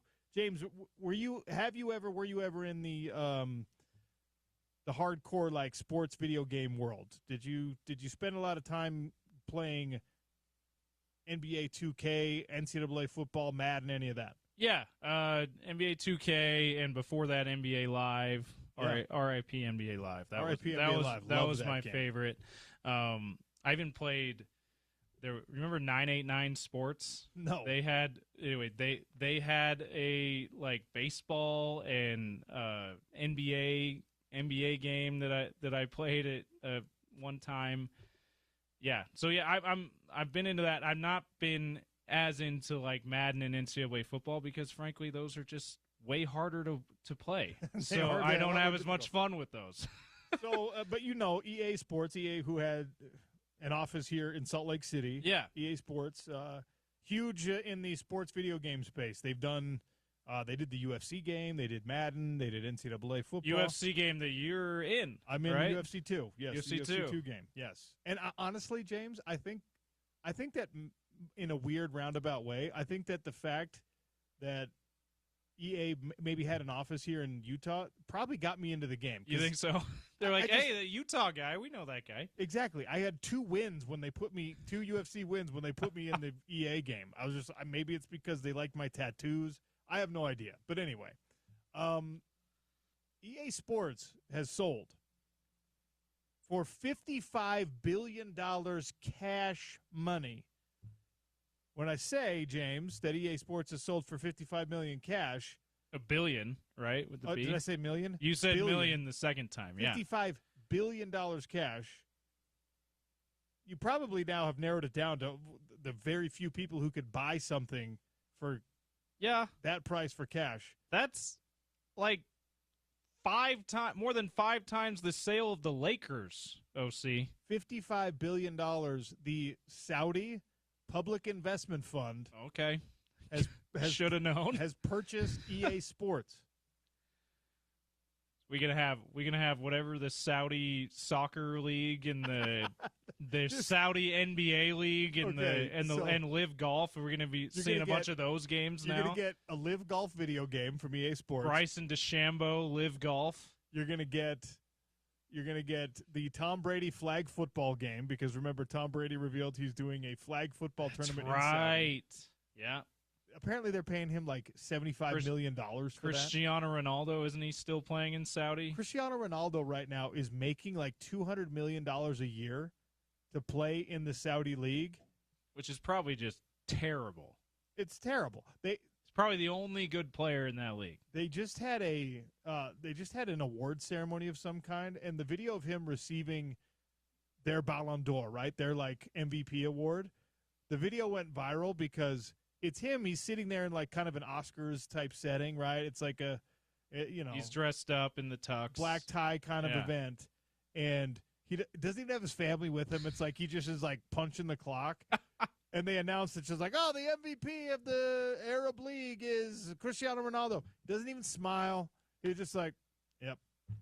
It's like thanks. It's like he's bothered that he decided to sell his soul for the money to go play in Saudi instead. Who could have predicted that, OC? You being bothered to you selling your soul for yes, a just crazy amount of money, worthwhile amount of money. It's not being very satisfying way of life after that. Interesting. Who could have predicted that? Yeah, sorry. 200 million euro. So euro. Okay, still that's like $220 million or something. I don't know how much. Like right now, the euro is stronger than the dollar. So that is a ridiculous amount of money to be playing for Al Nassr. In any case, Al Nassr, the iconic club. Oh, let's see. $700 million contract total. Cristiano Ronaldo, Al Nassr, live, EA Sports. Yeah. PF Sports. Now, apparently, like a big part of this was the FIFA thing. Yeah. Right? Because they make the FIFA game and Cup. Got a World Cup coming, and that's going to, like, once again spike the popularity, and the video game sales should go insane for that. But $55 billion, and for those who are maybe less aware, the Saudi PIF, the Public Investment Fund for Saudi Arabia, the whole thing is designed to divest the massive wealth of Saudi Arabia from oil into other things, which is why they dive directly into sports and why they've invested in these sports leagues and these sports things that EA Sports is obviously a huge part of now. The video game side of it, Saudi Arabia jumping on board. Could we see a PFL video game? Probably not, because they're now in bed. The PIF and the guy in charge of the sports, I forget what his official title is. His name is Turki Al-Sheikh. But it's the sports investing. He's the part sports of that. guy. Yeah, he's the sports arm, like the head of the sports arm. He's now partners with Dana White, the UFC president, on boxing. They're the ones who produced the Canelo Alvarez Bud Crawford fight the other night on Netflix, and they're trying to completely redo the boxing world to match the UFC model, which boxing is very, very upset with. I'm not going to bore too many people, but if you're a combat sports fan, look up the Ali Act. Look up the fact that they're trying to overturn the Ali Act now and change the power structure of boxing altogether. And that's Saudi involved with that now. So we'll see. I don't want to only talk about that purchase in the Daily Dump brought to you by our friends over at Valley Plumbing. There's now, James, a fourth Power 4 head coaching opportunity open. Sam Pittman at Arkansas is out, which means 4 jobs are open already. We're not even halfway into this season. One from each conference. That just dawned on me. One from each of the Power 4 conference. UCLA, Big 10. Oklahoma State, Big 12. Virginia Tech, ACC, which is the one people are like, what's the fourth one? That's the fourth Virginia one. Tech, and that's the SEC. one you forgot, and now SEC with Sam Pittman. But Arkansas. This is already more Power 4 openings than we had in the entire cycle last year. I don't think this is a good thing, OC. As bad as Gundy was, and we knew he was on his way out eventually, I don't think any of us predicted it to happen in season, but we knew he was on his way out. And as bad as Deshaun Foster was, and I'll be honest with you, no idea who the head coach of Virginia Tech was. I still don't know. Sorry, man, for getting fired. I don't know if you were bad, if you were awful compared to other coaches or not, like these other two were. And then Sam Pittman, they were obviously not good, these 4 coaches, but in-season firings, OC, can we not just wait till the end of the season? It's not going to be good anyway. I'm okay with doing the interim thing. I just don't think that doing it, Brent Pry, by the way. Brent Pry, okay. I just don't think that doing it in week 4 is a great idea. Yeah, maybe, wait a little bit long. I don't know when it's good. Maybe November, when you're we'll get a month head start on the hiring cycle. I don't know. I also don't think that there's I don't think you actually get a head start on that, because I think that the hierarchy of jobs is established, and being the first to market, hey, I offered you this head coaching job. You're giving it to a coordinator, right? Or you're giving it to a head coach at a smaller program for the most part, right? Guys who already have jobs. You're not offering the Arkansas opening or Virginia Tech or Oklahoma State. You're not offering that job to someone who's going to leave their position now. Hey, Ryan Day, we're the first to call you. It's not like Jay Hill, right? Jay Hill, James Franklin, you're about to be the 5th. This is now 4 Power 4 coaching jobs, and I'm assuming there's going to be at least 4 more that open, right? So let's say 8 of these jobs are open. It's a crazy number. It's not like Oklahoma State calls Jay Hill first and is just like, hey, we're first. Here's the offer. Take it. And he's like, okay. And he signs. He's got practice, film. His family they're not doing these things. It's not like if you're Virginia Tech and you're like, let's hire someone before Arkansas's job opens, because everyone would rather have the Arkansas job. It's not like Virginia Tech is getting in on the candidate first and they're saying no to Arkansas now. Every one of these coaches and their agents are absolutely having the conversations. The agents are behind the scenes, but no one can take these jobs right now. You can't sign on the dotted line when you're already the coordinator for BYU, or you're already the offensive coordinator for whoever, for, Ohio State. Or one of the or a guy from the NFL ranks coming down. It just is weird that teams and I think a lot of this, and we talked about it last week, I think a lot of this is booster pressure and knowing that the NIL fund and knowing that the collectives and the revenue share and the people that make it possible, they matter more than they ever did.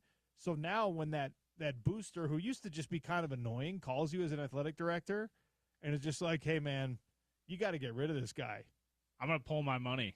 You're like, okay, we're getting rid of him. Yeah. By the way, did you also see the subsequent story from this morning from Pete Thamel? Bobby Petrino, interim head coach for Arkansas, offensive coordinator for Arkansas. Petrino should do the funniest thing possible, and he should show up at his first interim head coaching press conference wearing a neck brace. With the neck brace, yeah. Just a shout out to the old days. Beat the jokes. Do it yourself. Yeah. He fired his defensive coordinator, Travis Williams, and 2 other defensive assistants. All right. Like less than 24 or about 24 hours after he was named interim head coach of, as you just alluded to, the program that fired him for having an inappropriate relationship with one of his staffers. Now, however many years ago that was. Okay, this is crazy. I will say that the defense probably needed a change because you gave up 642 yards, 43 yards to Notre Dame. You probably needed some kind of change there, but have you heard of an interim coach firing assistant coaches like this in the middle of a season? James, I'll tell you this. If someone made me the interim coach, this is exactly how it would be. If you called and were just like, hey, man, I don't know if I'm going to have this power for that long, so I'm going to wield it. If you were like, I got to take a leave of absence, you're the interim program director. Everybody's gone. I'm just like, oh, cool. Spence, you're done. Porter, you're out of here. I'm just firing everybody. Everyone on the fan, you're out of here. They're just like, what? Who's replacing? Oh, crap. I don't know. I just wanted to exercise my power. I just wanted to flex this interim muscle that I've been given. By the way, the offense is definitely not a problem because you scored 13 points against Notre Dame. Who, really good, supposedly really good team. Maybe. But, it's not as if your offense was incredible here, Mr. Petrino, Mr. Neck Brace himself. Yeah, 13 points against Notre Dame. And you are again, it's kind of like, all right, you've done it before. We need somebody in this spot right now, so go ahead and take these duties. It's a tough situation at Arkansas, and just like everybody else, I'm going, how appealing is this Arkansas job? Because you're in the SEC, and you're Arkansas.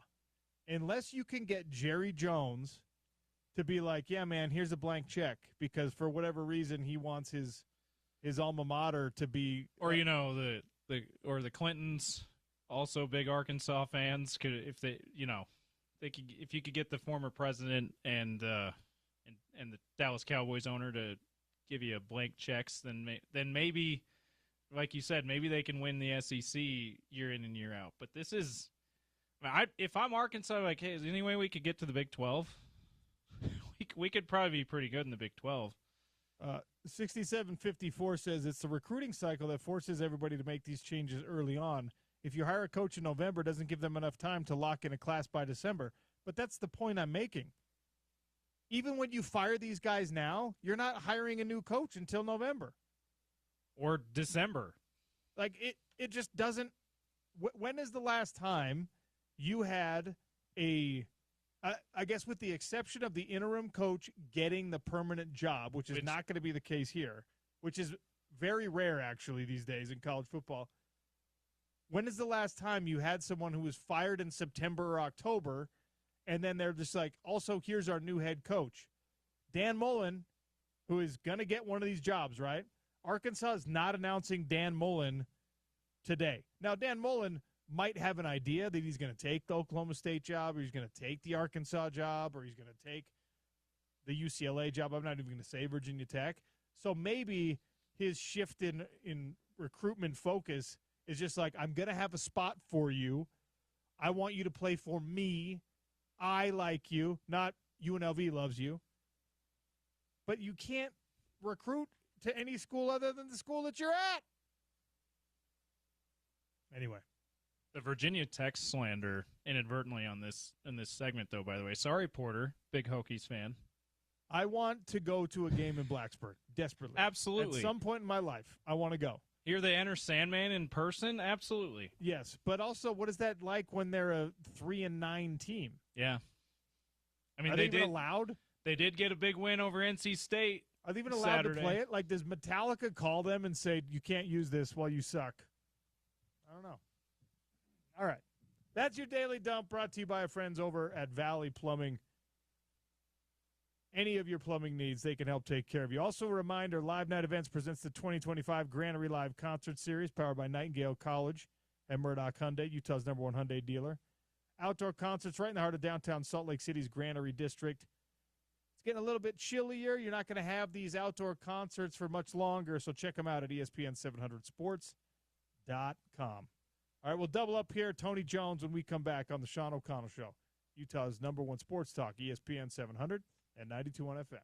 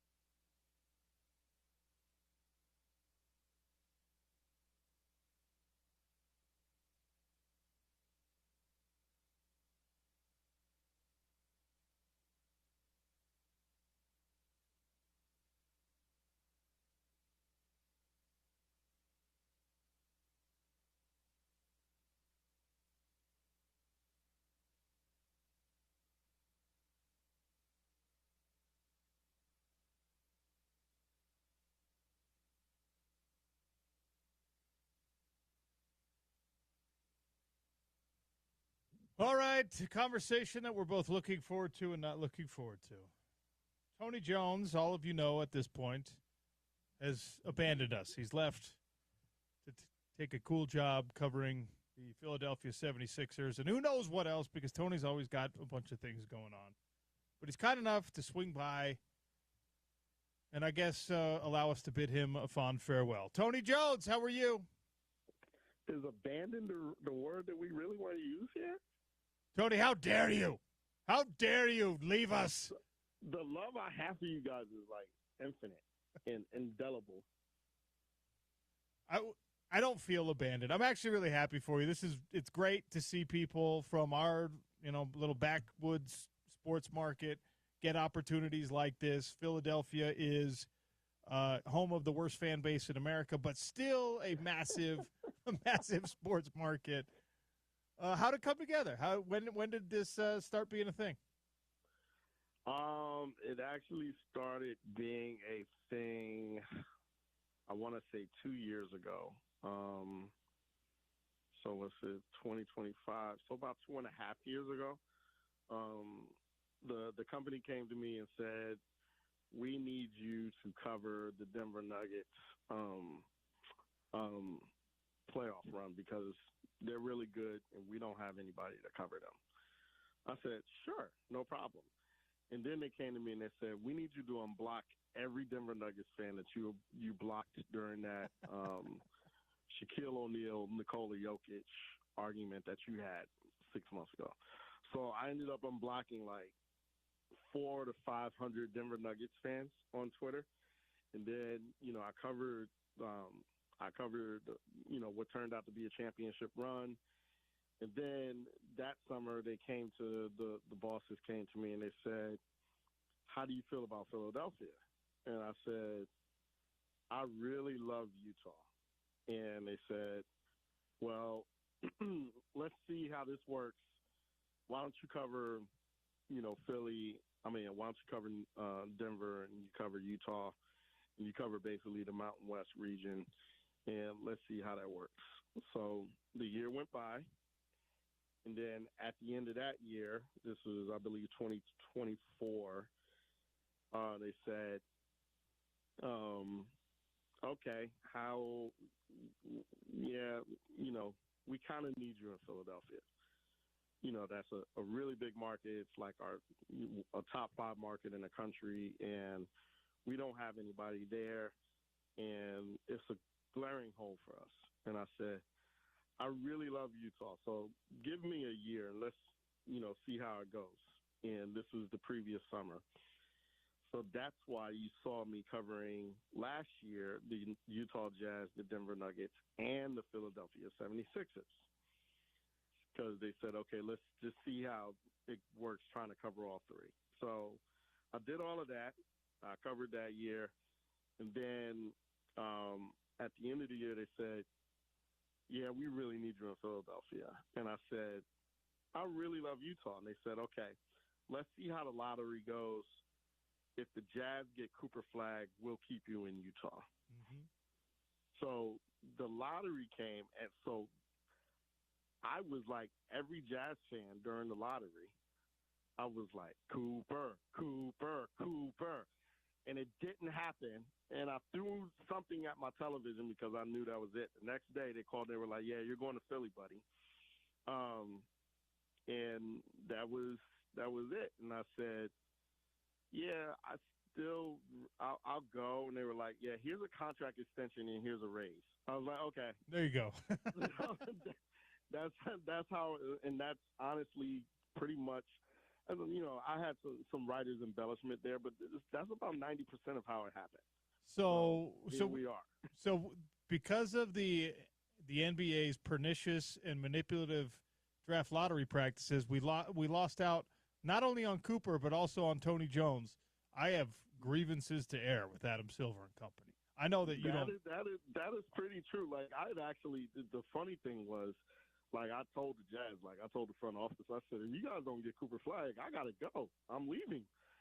And they were like, oh, we don't want Cooper Flag now. No, I'm saying they were like, yeah, so we hope we get Cooper Flag. And, I was like, I hope you get Cooper Flag too. Like there was actually a small chance if you guys had gotten Dylan Harper as well. If the Jazz had gotten Dylan Harper, it might have worked out. But with Cooper, it worked out. But once that fifth pick came in, I was like, I might as well. I told my wife, I was like, we might as well start packing our bags. We out.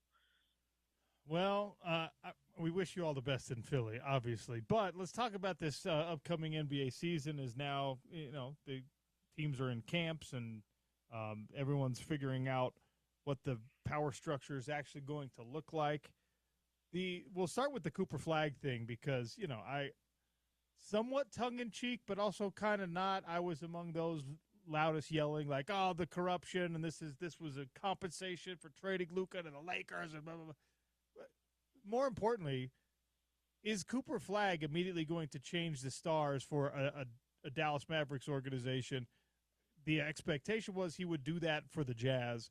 He's, I think, in a better spot with the Mavs, but you tell me.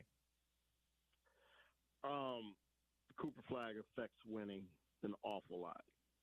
I'll just put it that way. And he's just a really great basketball player in almost every facet.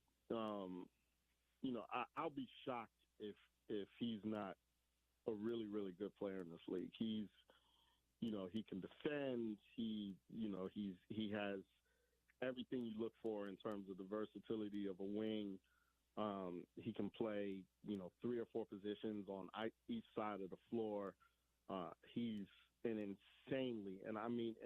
insanely competitive person, competitive basketball player. He's a dog out there. I mean, he's a ridiculously good player and a ridiculous competitor. Unlike, what would have been the case, with some of the teams that he could have gotten drafted by. I mean, he's going to a team with some ready-made stars. I mean, Anthony Davis is, one of the brightest stars in the league. Kyrie Irving when he comes back. Veteran presence of Klay Thompson. I mean, there's just he can go in there and he can blend and he can contribute to winning right away. Rather than, having to come to Utah or Charlotte or Washington or, any number of teams and having to stand out as a star level player right away. So, he's a guy that I think has a chance to be a ridiculously good player in this league. Are they a playoff team because they have him? I think they are. I mean, I think, as with anything, health is going to play a major part, and especially with Dallas. And ironically, I cover a team now that, health is going to play, 70 to 80% of a part of what the Sixers are going to be. But, if, Anthony Davis, let's say if he could play 65 to 70 games, if Derek Lively can play 65 games, if Kyrie Irving can come back, reasonably soon, possibly by January or February.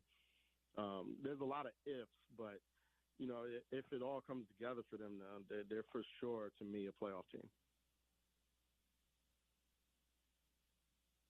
Before we move on to the relevant teams in the NBA, how should we be covering and talking about a Utah Jazz team that, with new management, has said we're not going to tank, but they are going to tank. They're just doing it in a more dignified way by not having enough veteran players on the team to actually win. So, I mean, how do you cover a team like this? You don't have to do it anymore. How should we? I would look at it 2 ways. And, this is, from kind of insider's knowledge a little bit. Yes, the Utah Jazz want to be the worst team in the NBA this year. There's no 2 ways about it. Now, they're going to go out and play hard. But like you said, they have structured their team in a way to where it's going to be really difficult for them to win games, especially in the Western Conference. If they were in the Eastern Conference, I think that, there's a chance they could win 30 to 35 games. But in the West, it's going to be 20 to 25 because the West this year is just really insanely competitive.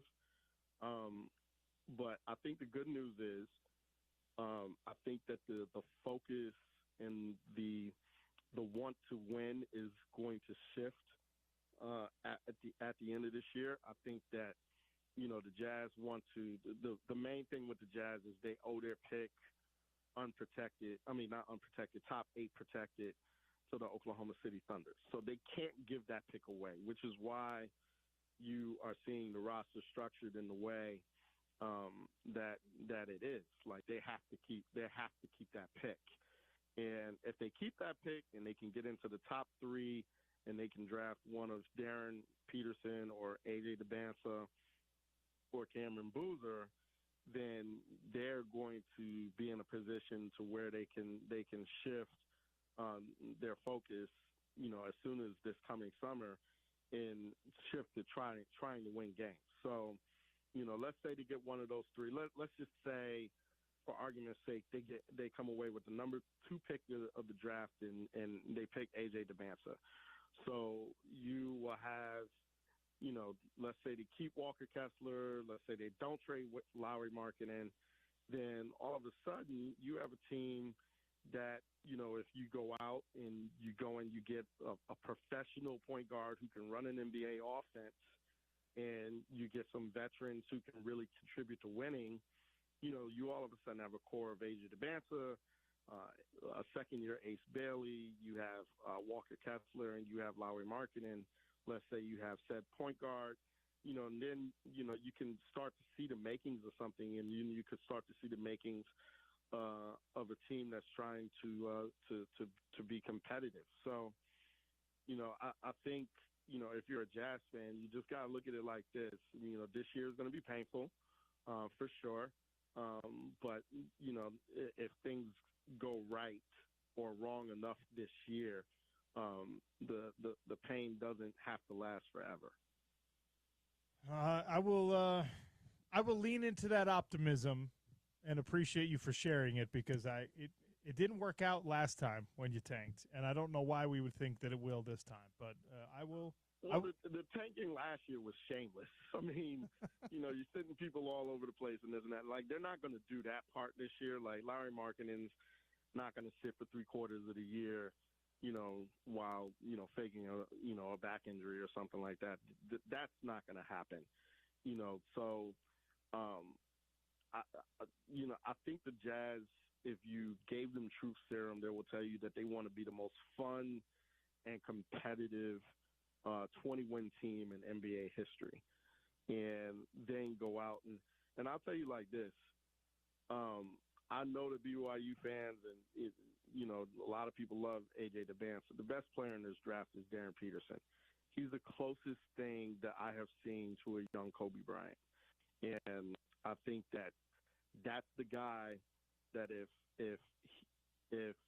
the Jazz were to able to get him, he's the guy that's capable of stepping in right away, instantly, and actually playing winning basketball in the NBA at the NBA level. Cooper Flagg is a guy that can play winning basketball at the NBA level. There's a difference between coming in as a rookie and being able to average 15 to 20 points per game and actually contributing to winning. Those are two different things. Cooper Flagg can contribute to winning at the NBA level, and Darren Peterson can do the same.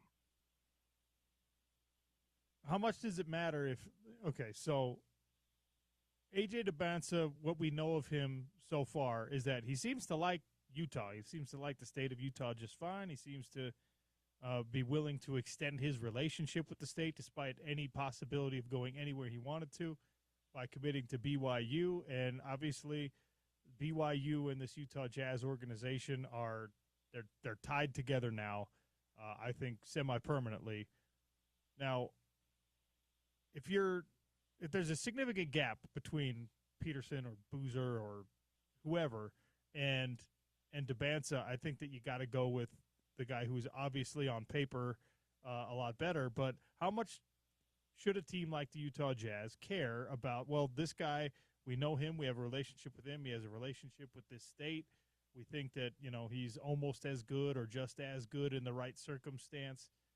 I mean, Utah Jazz have been stung now with their last 3-star players not wanting to make a whole career here necessarily. And if A.J. Debinsa has shown us, well, I like Utah, why not lean into that if you have an opportunity to draft someone like that? It's a fascinating question, and I think part of the answer with AJ specifically is that you look at him and he's definitively one of the best 3 players in this draft, like no question. And if I had to make a comparison, I compare him to a young Tracy McGrady. He's a 6'8", 6'9", wing that can kind of do everything on both ends. I think the difference between him and Darren Peterson is I think that Darren's attention to detail for the minute things that concern basketball is a little bit more advanced than AJ's at this point. I also think that Darren Peterson can actually run point guard for an NBA offense right now, which is what the Jazz really need, because right now they don't have good point guard play. So I think that works. But you can throw AJ and Darren and Cameron Boozer and even somebody like Mikael Brown, who's a 6'5" point guard that's going to play at Louisville this year. You can throw those 4 guys, maybe even Nate Ament from Tennessee, and you could throw those guys into a hat, and it's hard to go wrong with any of those guys because those guys are so talented. So it comes down to the margins, right? Like it'll come down to how those guys play this year, how those guys play in the NCAA tournament, should they make it, how those guys play, how those guys test at the combine, how those guys interview at the combine, how those guys work out with specific teams and who falls in love. Like, for instance, VJ Edgecombe went into the draft cycle last year, kind of in a hat for that 3, 4, 5 spot with Ace Bailey, with Ace Bailey and Dylan Harper. He once the interview started and the team started looking under the hood, he became the no doubt number 3 pick behind Cooper Flagg and Dylan Harper because of how well he interviewed. I had a team executive told me, he said, I'm not sure whether VJ Edgecombe is going to be good or not, but I'm willing to bet on VJ Edgecombe, the person, to elevate VJ Edgecombe, the player, whether he's going to be good or not. So, some of that stuff, on the margins is going to determine, who goes in what order. But if you threw A.J. Debinsa, Darren Peterson, and Cameron Boozer into a hat and you just kind of mixed it up, you're going to get a guy that has an All-NBA upside, All-Star upside, maybe even Hall of Fame upside coming into the league right away. So it's going to depend on the margins. And, for the Jazz, I think a lot is going to depend on, what that team needs, what they need. What are they going to do with Kevin Love? They're going to hope that somebody trades for him. And one of the reasons why he's still here is because nobody traded for him. So, Kevin doesn't want to retire. The Jazz don't want to pay him to retire. So, he's here. And, I'm not sure that he's going to play a whole heck of a lot. But I think that, while he's here, they're going to lean on him. They're going to lean on him to be a presence in the locker room. And, we'll see what happens on the floor. I don't think that he's going to play a lot of minutes. I think the Jazz are going to be, pretty committed to playing the young guys up front, specifically Taylor Hendricks. And they want to see what they have in him. They want to see what they have, obviously, in Kyle Filipowski. They think they have something obviously really good in him. Same thing with Walker Kessler. Same thing with Ace Bailey at that 2-3 spot. Same thing with Cody Williams. I mean, there's just it's in some ways I don't envy Will Hardy in the front office because they have a lot of guys this year that they have to collect a lot of data on because, those guys from that first draft year are starting to come up. Next year, they're going to have to figure out whether they want to pay Keontae George. They're going to have to figure out whether they want to pay Taylor Hendricks and Bryce Sensabaugh. They're going to have to figure out, what they're going to eventually end up doing with Cody Williams. So they have to figure out, they have to gather some string and some data on a lot of guys and figure out who they want to pay and kind of who they want to jettison. Tony Jones for just a couple more minutes here on the Sean O'Connell Show. How many teams have a chance to win this year's NBA championship? Every year we get into a professional season, even a college sports season, and you can kind of narrow it down. The NBA, I feel like the scope is as narrow or even more narrow than in any other league. How many teams are real championship contenders heading into 25-26? I would kind of disagree with that. I actually think the scope is wide. I thought it was wide last year. And, I would say in the Western Conference, obviously Oklahoma City can win it. Denver can win it. Houston can win it. I think the Lakers can win it. I mean, these are teams that you could say, okay, if they hit 100% of their ceiling and things go right for them, they're capable of winning a championship. And, I think that, you could say that, the scope is narrow, but, I mean, if Tyrese Halliburton doesn't blow his Achilles in Game 7, I mean, Indiana might win the championship last year. And nobody going into last year was like, yeah, the Indiana Pacers can go and win a championship. And there they were in Game 7 with a chance to win a championship. So, I know that, teams win championships, but, I mean, you got to look at it like this, right? We haven't had a repeat champion, I believe, since 2017, 2018. That's the Golden State Warriors. So from 2018 on, we have had a different champion every year. So I think that the NBA is more parity-driven than ever. I think the Western Conference, there are 5 or 6 teams, maybe even more than that can actually win the Western Conference. I think the scope is a little bit more narrow in the Eastern Conference just because, Halliburton probably doesn't play this year. Jason Tatum probably doesn't play this year for the Boston Celtics. And, I think, the Knicks have a chance to win it. I think maybe the Orlando Magic have a chance to win it, but I think they're too young and callow to win it. So I do think that the scope is narrow in the Eastern Conference, but I think that the scope is wide open in the Western Conference. How are you feeling about your Commanders right now? Jaden come back. The beauty of this is great talking to a football guy. Our defense sucks, and Marshawn Lattimore is washed, and that is a real problem because he can't run anymore. So receivers are just running past him.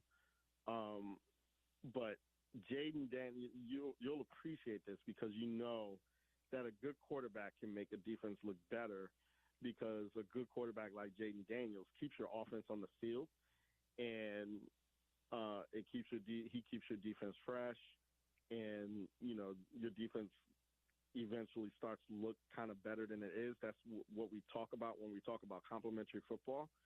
And Marcus Mariota I believe he's one of the better backups, maybe even one of the best backups in the league. But, with actual average quarterback play, our defense was actually on the field for, a regular allotted amount of time that a defense was on the field.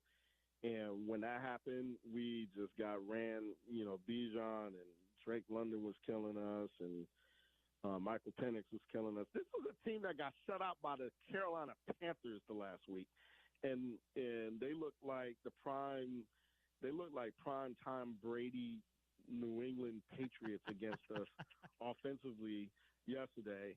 So that's my little soliloquy to say, Jaden Daniels, please come back because we need you, brother. Last thing before I let you go, Tony, have you found your Philadelphia runs yet? You know where you're playing your pickup hoops? No. I tried to go to an LA Fitness, and everybody there thought that they were going to the league. So that sucked. And the Lifetime Fitness that I'm at, they have a group that plays. But guess what time this group plays? Is it early or late? It's early. Just take a guess. Like 6? 5:30 in the morning. That's no. What? No. And I said, what golly, like, why would you guys play this early? And they're like, oh, because we got to go to work. I was like, y'all don't have to be to work until 9. Y'all can play at 7. How long are they playing for? They got like 3 hours of games all morning? Apparently they play for like an hour and a half or 2 hours, and then they leave. But that only takes you to like 7:30. That's too much. No, thank you. Are you going to be? Yeah. Are you going to be repping Utah when you're at those games? Because nobody's going to think some guy from Utah can hoop out there. So at the Lifetime Fitness, this guy was talking junk to me, and you know I graduated from high school in Philadelphia. So, you know, it's on my Twitter bio. I claim Philadelphia as part of where I grew up. I grew up in New York, and I grew up in Philly. But this guy was, like, talking junk to me, and so I hit the game winner. And I looked at him, and I said, I'm from Utah. Yes. And yes, everybody Tony. on the court was like, yo, you got killed by a dude from Utah? Like, the guy was like really upset, and like, and you know, he started talking junk, and I just like got my stuff and left, and it was great. That's fantastic. Well, appreciate you all the time. We're going to find every excuse to bring you back on, and Yes, sir. you know, you've been a friend for a long time. Can't tell you how much I appreciate you. Thank you, Tony. I appreciate you, my guy. I appreciate you. Thank you so much. Tony Jones. Now he is on the Philadelphia 76ers beat. Longtime Jazz. And then, of course, you heard the story. Covered the Nuggets. And they were trying to get him. It's important for me to hear that when he says, I love Utah. You getting choked up there? No. Well, yes, but not because of Tony. I love Utah, right? Like, that's a dude who grew up in New York, graduated high school in Philadelphia. Northeast guy, man. He's got family in D.C. area. That's why he's got the D.C. Right. Fandom too. Like that's a Northeast East Coast guy. guy. He's a big city black dude who loves Salt Lake City and loves Utah. And we fight this perception all the time that this is not a place for people who grew up where Tony grew up. People who look like Tony, people who are like Tony, and it's absolutely untrue. Tony is and was a great part of this community, and he enjoyed this community. So, love me some Tony Jones. Not also, only for those reasons. Also, I guarantee that there's some church members out there in the Pennsylvania, Philadelphia area who have a key to the church that probably have a run they're doing out there, right? Tony. So let's get him in touch with the missionaries and be like, yeah, okay, I'll listen to one of your lessons. Tony Jones just get me the in king with the of church ball in Pennsylvania. Just get me into your runs, all right? We're gonna miss Tony around here, but as you said, we're gonna get him on anytime the Jazz are playing the Sixers, especially here in Salt Lake. Maybe even try to get him in studio when he's in Salt Lake for those Sixers Jazz games once a year. And playoffs, whatever. We'll find any excuse to get him on the show. And hope he has a great experience back in Philly, covering the sort of hometown team for him there. All right, got to take a quick break here. I asked Scott Mitchell this. I should ask Tony Jones as well at the end of his. Should NFL games finish in a tie? 40-40. Dallas versus Green Bay last night. Nobody leaves satisfied. Chris Collinsworth had a fun time, though. What a fun game. Tie game, Chris. Come on. Nobody likes a tie. Not even soccer fans like a tie. We'll talk about it next on the Sean O'Connell Show, ESPN 700, 92.1 FM.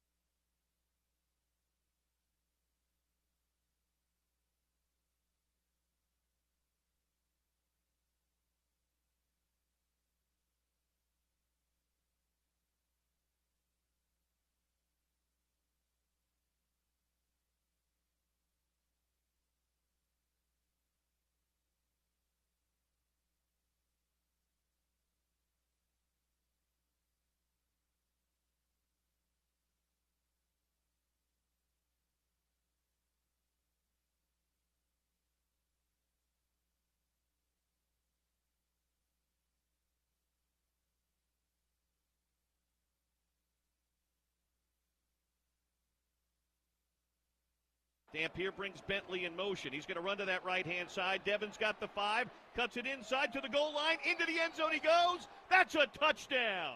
A big boy run by quarterback Devin Dampier. 7 yards into the Mountaineer end zone.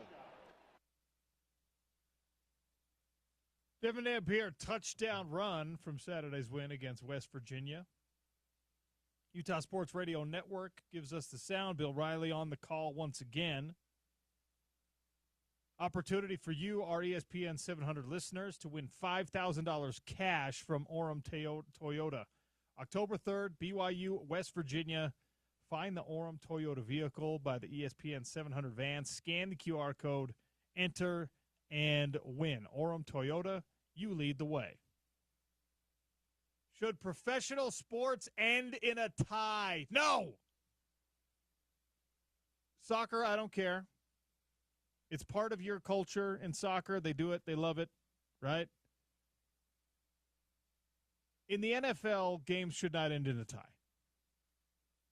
I know that what they've done with the overtime rules is they don't want to add double overtime, triple overtime. College overtime is better, okay? It's way more fun, and even if you don't like how they condense it down to those two-point conversion goal line situations, it's real football being played. I heard a ton of people today saying, well, no, don't let it end in a tie, just kick field goals. Nobody wants field goals to decide games, especially a hotly contested double overtime game where you've had every possible thing under the sun unfold during the run of play. It's the same argument that soccer fans and hockey fans make about why shootouts determining the ultimate result in a game is less than ideal. Because it's not run of play. It's not actual soccer. It's not actual hockey that ends up determining who the victor is.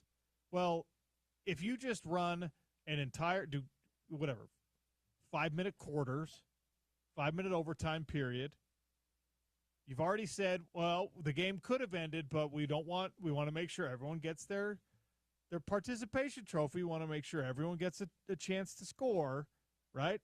NFL games, it used to be the coin toss was just going to win you because all you had to do was get into field goal range, and teams didn't like that. So they said, no. It only ends if they score a touchdown. If they only score a field goal, then we get a possession, all right? And then they changed it even further to where doesn't matter what happens in the opening drive, the other team still gets possession. I kind of like the way hockey does it, OC, in the regular season.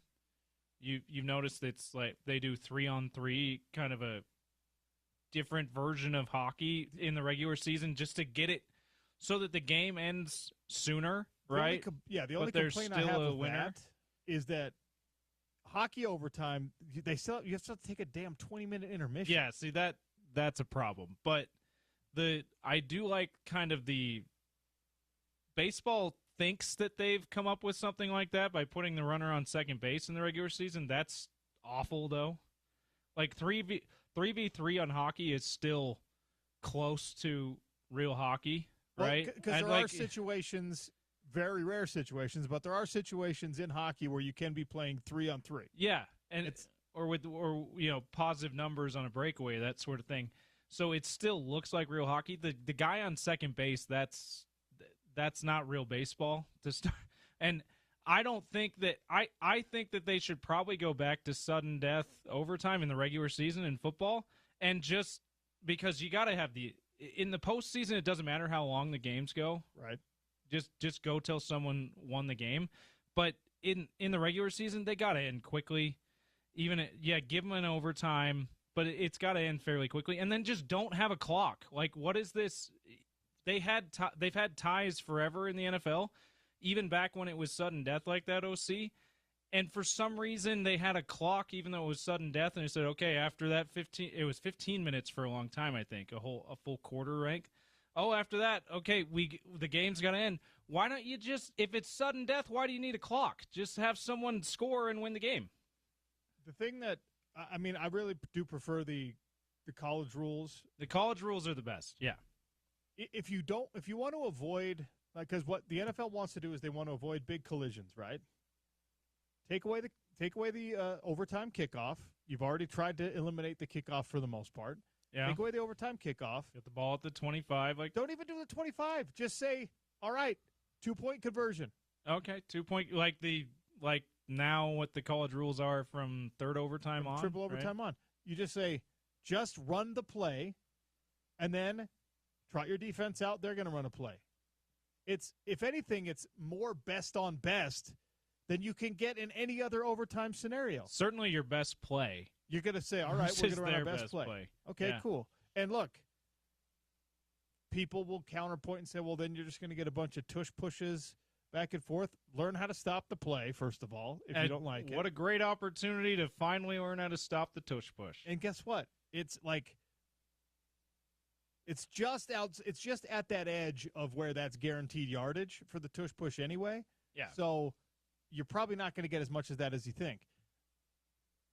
Your best defensive play against their best offensive play. Oh, you both scored? Great. Let's do it again. Let's do it again. Let's do it again. And then what you have is effectively like potentially 6, 7, 8 short yardage plays where the defense is trying to make the stop, where the offense is trying to punch the ball in. And ultimately, at the end of whatever it is, a resolution that actually came from real football, from blocking, tackling, running, catching, passing. Kickers are too finicky, and it would be so disastrous to say, all right, which is the conversation of the day, 30-yard field goal, and then you back it up 5 or 10 yards as you go back and forth. You're just playing horse with kicks. No. Make it real football. Just make them. And by the way, it works in college. How many epic, amazing, incredible, 7 overtime games that are just play after play after play and real football? And yeah, the guys get tired, but if the NFL is trying to eliminate injury risk and they're trying to pretend they care about player safety, those are as safe of plays as you can find in actual run of play. Short yardage, scoring plays designed for the red zone, for the end zone specifically. I want it. I want them to change. I don't want more ties. And there's only been 8 ties in the last 8 seasons. So 1 per year. Okay. If you're averaging 1 per year, it just felt like at a Sunday Night Football, all the storylines, Cowboys, Packers after the Micah Parsons trade, it was the most anticlimactic, the most unsatisfying resolution. Oh, nobody wins. Well, and kind of an unexpectedly really fun back and forth game because I think everyone thought the Cowboys are awful. The Bears, they didn't look very good against the Bears, and the Bears have not been that good this season. The Packers are looked at as a Super Bowl favorite in the NFC. I think we all thought, maybe all of us who weren't Cowboys fans, thought Packers are going to win by a couple of scores. Ends up overtime game, the Cowboys up in the final minute of the game. For that unexpectedly great game to end like that just was pretty awful. Now, how great would it have been if Jordan Love and the Packers after completely mismanaging the clock on that last game, if he completes that pass in the back of the end zone with 1 second left, OC? But we were inches away from that great ending to this game. But anyway, ends up as a tie. That's why I say the thing that people don't talk about as to why these are the extra innings rules, these are the overtime rules in whatever sport, is that leagues and teams and players do not want this game to end up being something that goes on for X amount of more hours, right? Yeah. That's why they changed the college football rules to 2-point conversion plays back and forth after the third overtime. Because we just played a regulation 3 to 4 hour football game, and now we're going to play another couple hours until someone's on top at the end of an overtime period, or at the bottom of an inning, someone's on top in baseball. And that's where the 25-yard line and in was you're that could go on forever. And it did sometimes. And yeah, you could get a couple of first downs before the idea that you're just running scoring plays. I mean, I wouldn't hate if there was a league that's all the damn league was. That's the football league, the 2-point conversion league. Where it's just like a 10-yard field. Give me your best plays. What's that?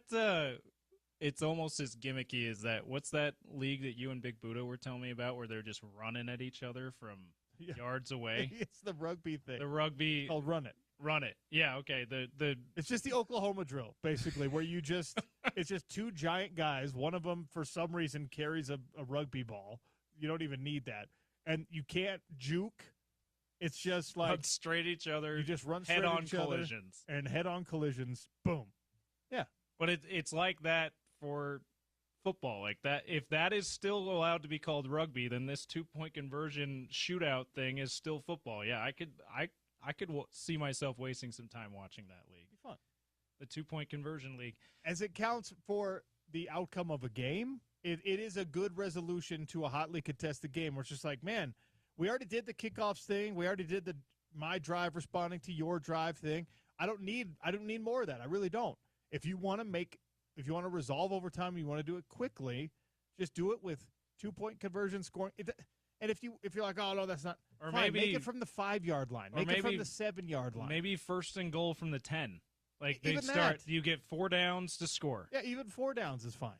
Yeah, and that's why there's a lot of people, and I'm one of them. I preferred the old college rules because it was a lot. I felt like it was a lot more fun.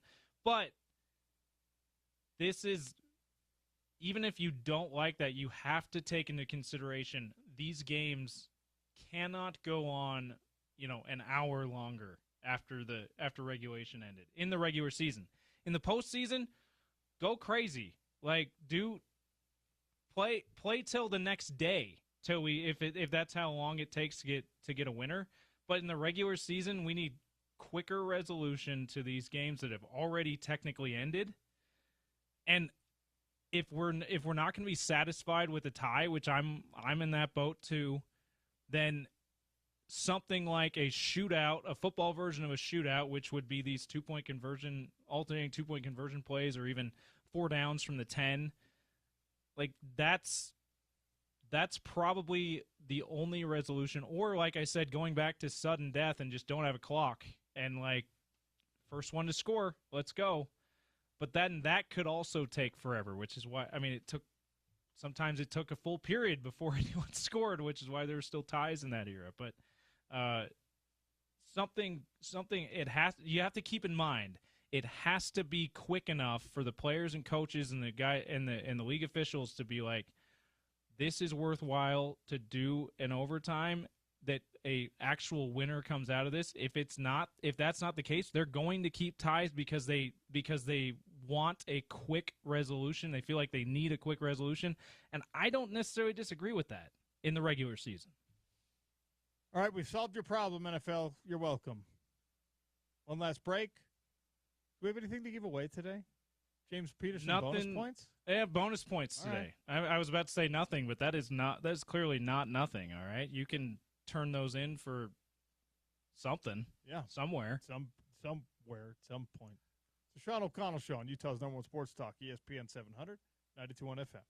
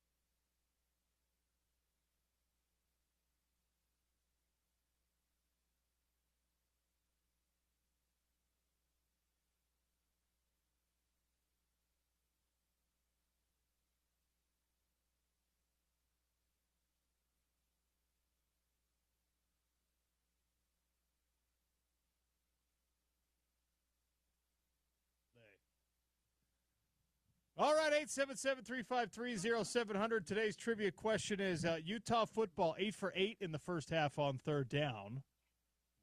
And then they kind of called off the dogs. You know, you sat a bunch of people, took the foot off the gas pedal. What did Utah finish? What was their third down conversion rate for the game after that strong first half? 877-353-0700. Sean O'Connell Show wrapping up, turning it over to the drive with Spence Checketts. Spence, how are you? I am good. I am trying to readjust to the normal. You and I were just speaking because you often travel internationally. Yeah. And I haven't in a number of years. Spent the last week in London and doing my best to readjust to a normal time frame. Has been quite challenging and problematic. You were giving me some tips, and when I asked you what the worst thing to do, you said land and take a nap, and that's exactly what I did. And it didn't work out very well at all. Yeah, it's I'm headed to Dubai. Thankfully, it worked out. So we're going, these fights that are happening, 2 world title fights coming up on Friday night in Dubai. It's during the bye week, and then the slate is mostly clear the rest of this Utah football season. So bear with me, ladies and gentlemen. We're going to have some fill-ins the rest of this week. I appreciate everyone listening for the fill-ins last week.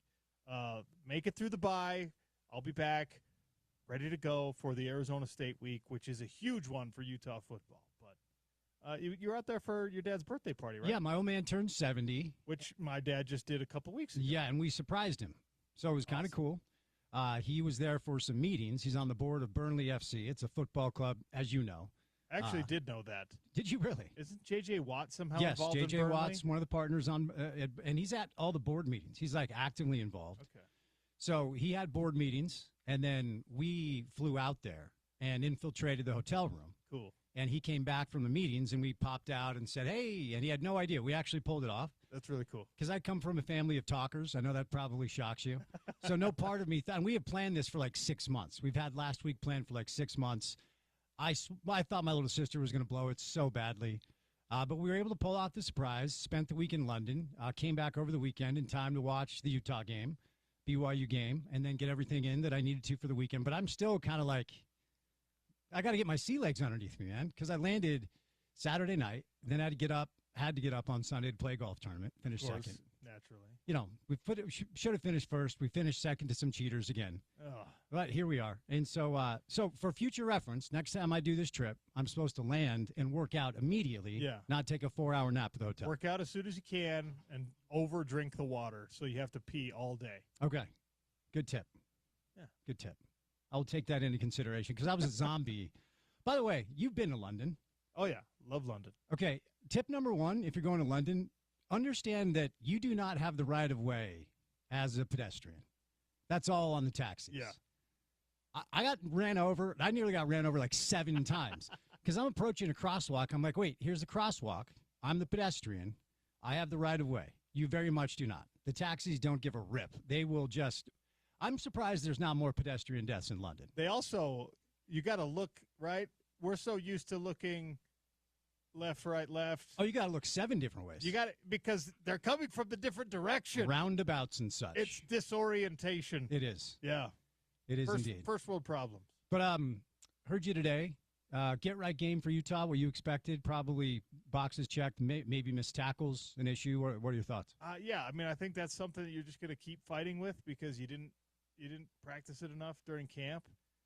And there are some teams that are veteran enough and just naturally good tacklers enough that you don't have to practice it quite as much. This one is proving not to be that way.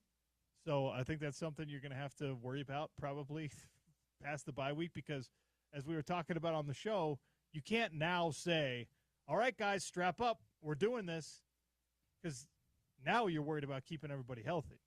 So you probably that's just a necessary or unnecessary evil that you have to engage in tackling in football. But it is exactly the game you needed to have. I don't think it's overly telling or overly impressive, but anything other than that would have been alarming. If Utah doesn't go out and dominate West Virginia, if you come back with a 20-14 victory, I'm probably starting to chill my expectations. This puts me back to where I was right before the Texas Tech game, where there's everything to play for, and I know it's revisionist history, and it sounds like I'm being a Crimson apologist here, but I mean, you needed one extra stop in that game, you needed one play, and then it doesn't get off the rails late against Texas Tech. So you're right there. Just there are some things that are concerning, and the injuries are starting to pile up again. So Utah football played their get-right game. Now you're in a bye week, which is designed to be a get-right week. You got to do that, and we'll see what happens against the best pass-rushing team in the conference when Arizona State comes in, and a lot of other things that they can do well. Yeah, this is going to be a big game coming up because Arizona State, past 2 weeks, 2 big wins. They're right in the mix, top 25. But, yeah, I think if you're Coach Witt, all those boxes checked, and as you know better than anybody, a litany of things that you can continue to work on, which Kyle likes. Do you have, before I say you lose, do you have an understanding of where we're at with injuries? I know Jackson went down with an ankle.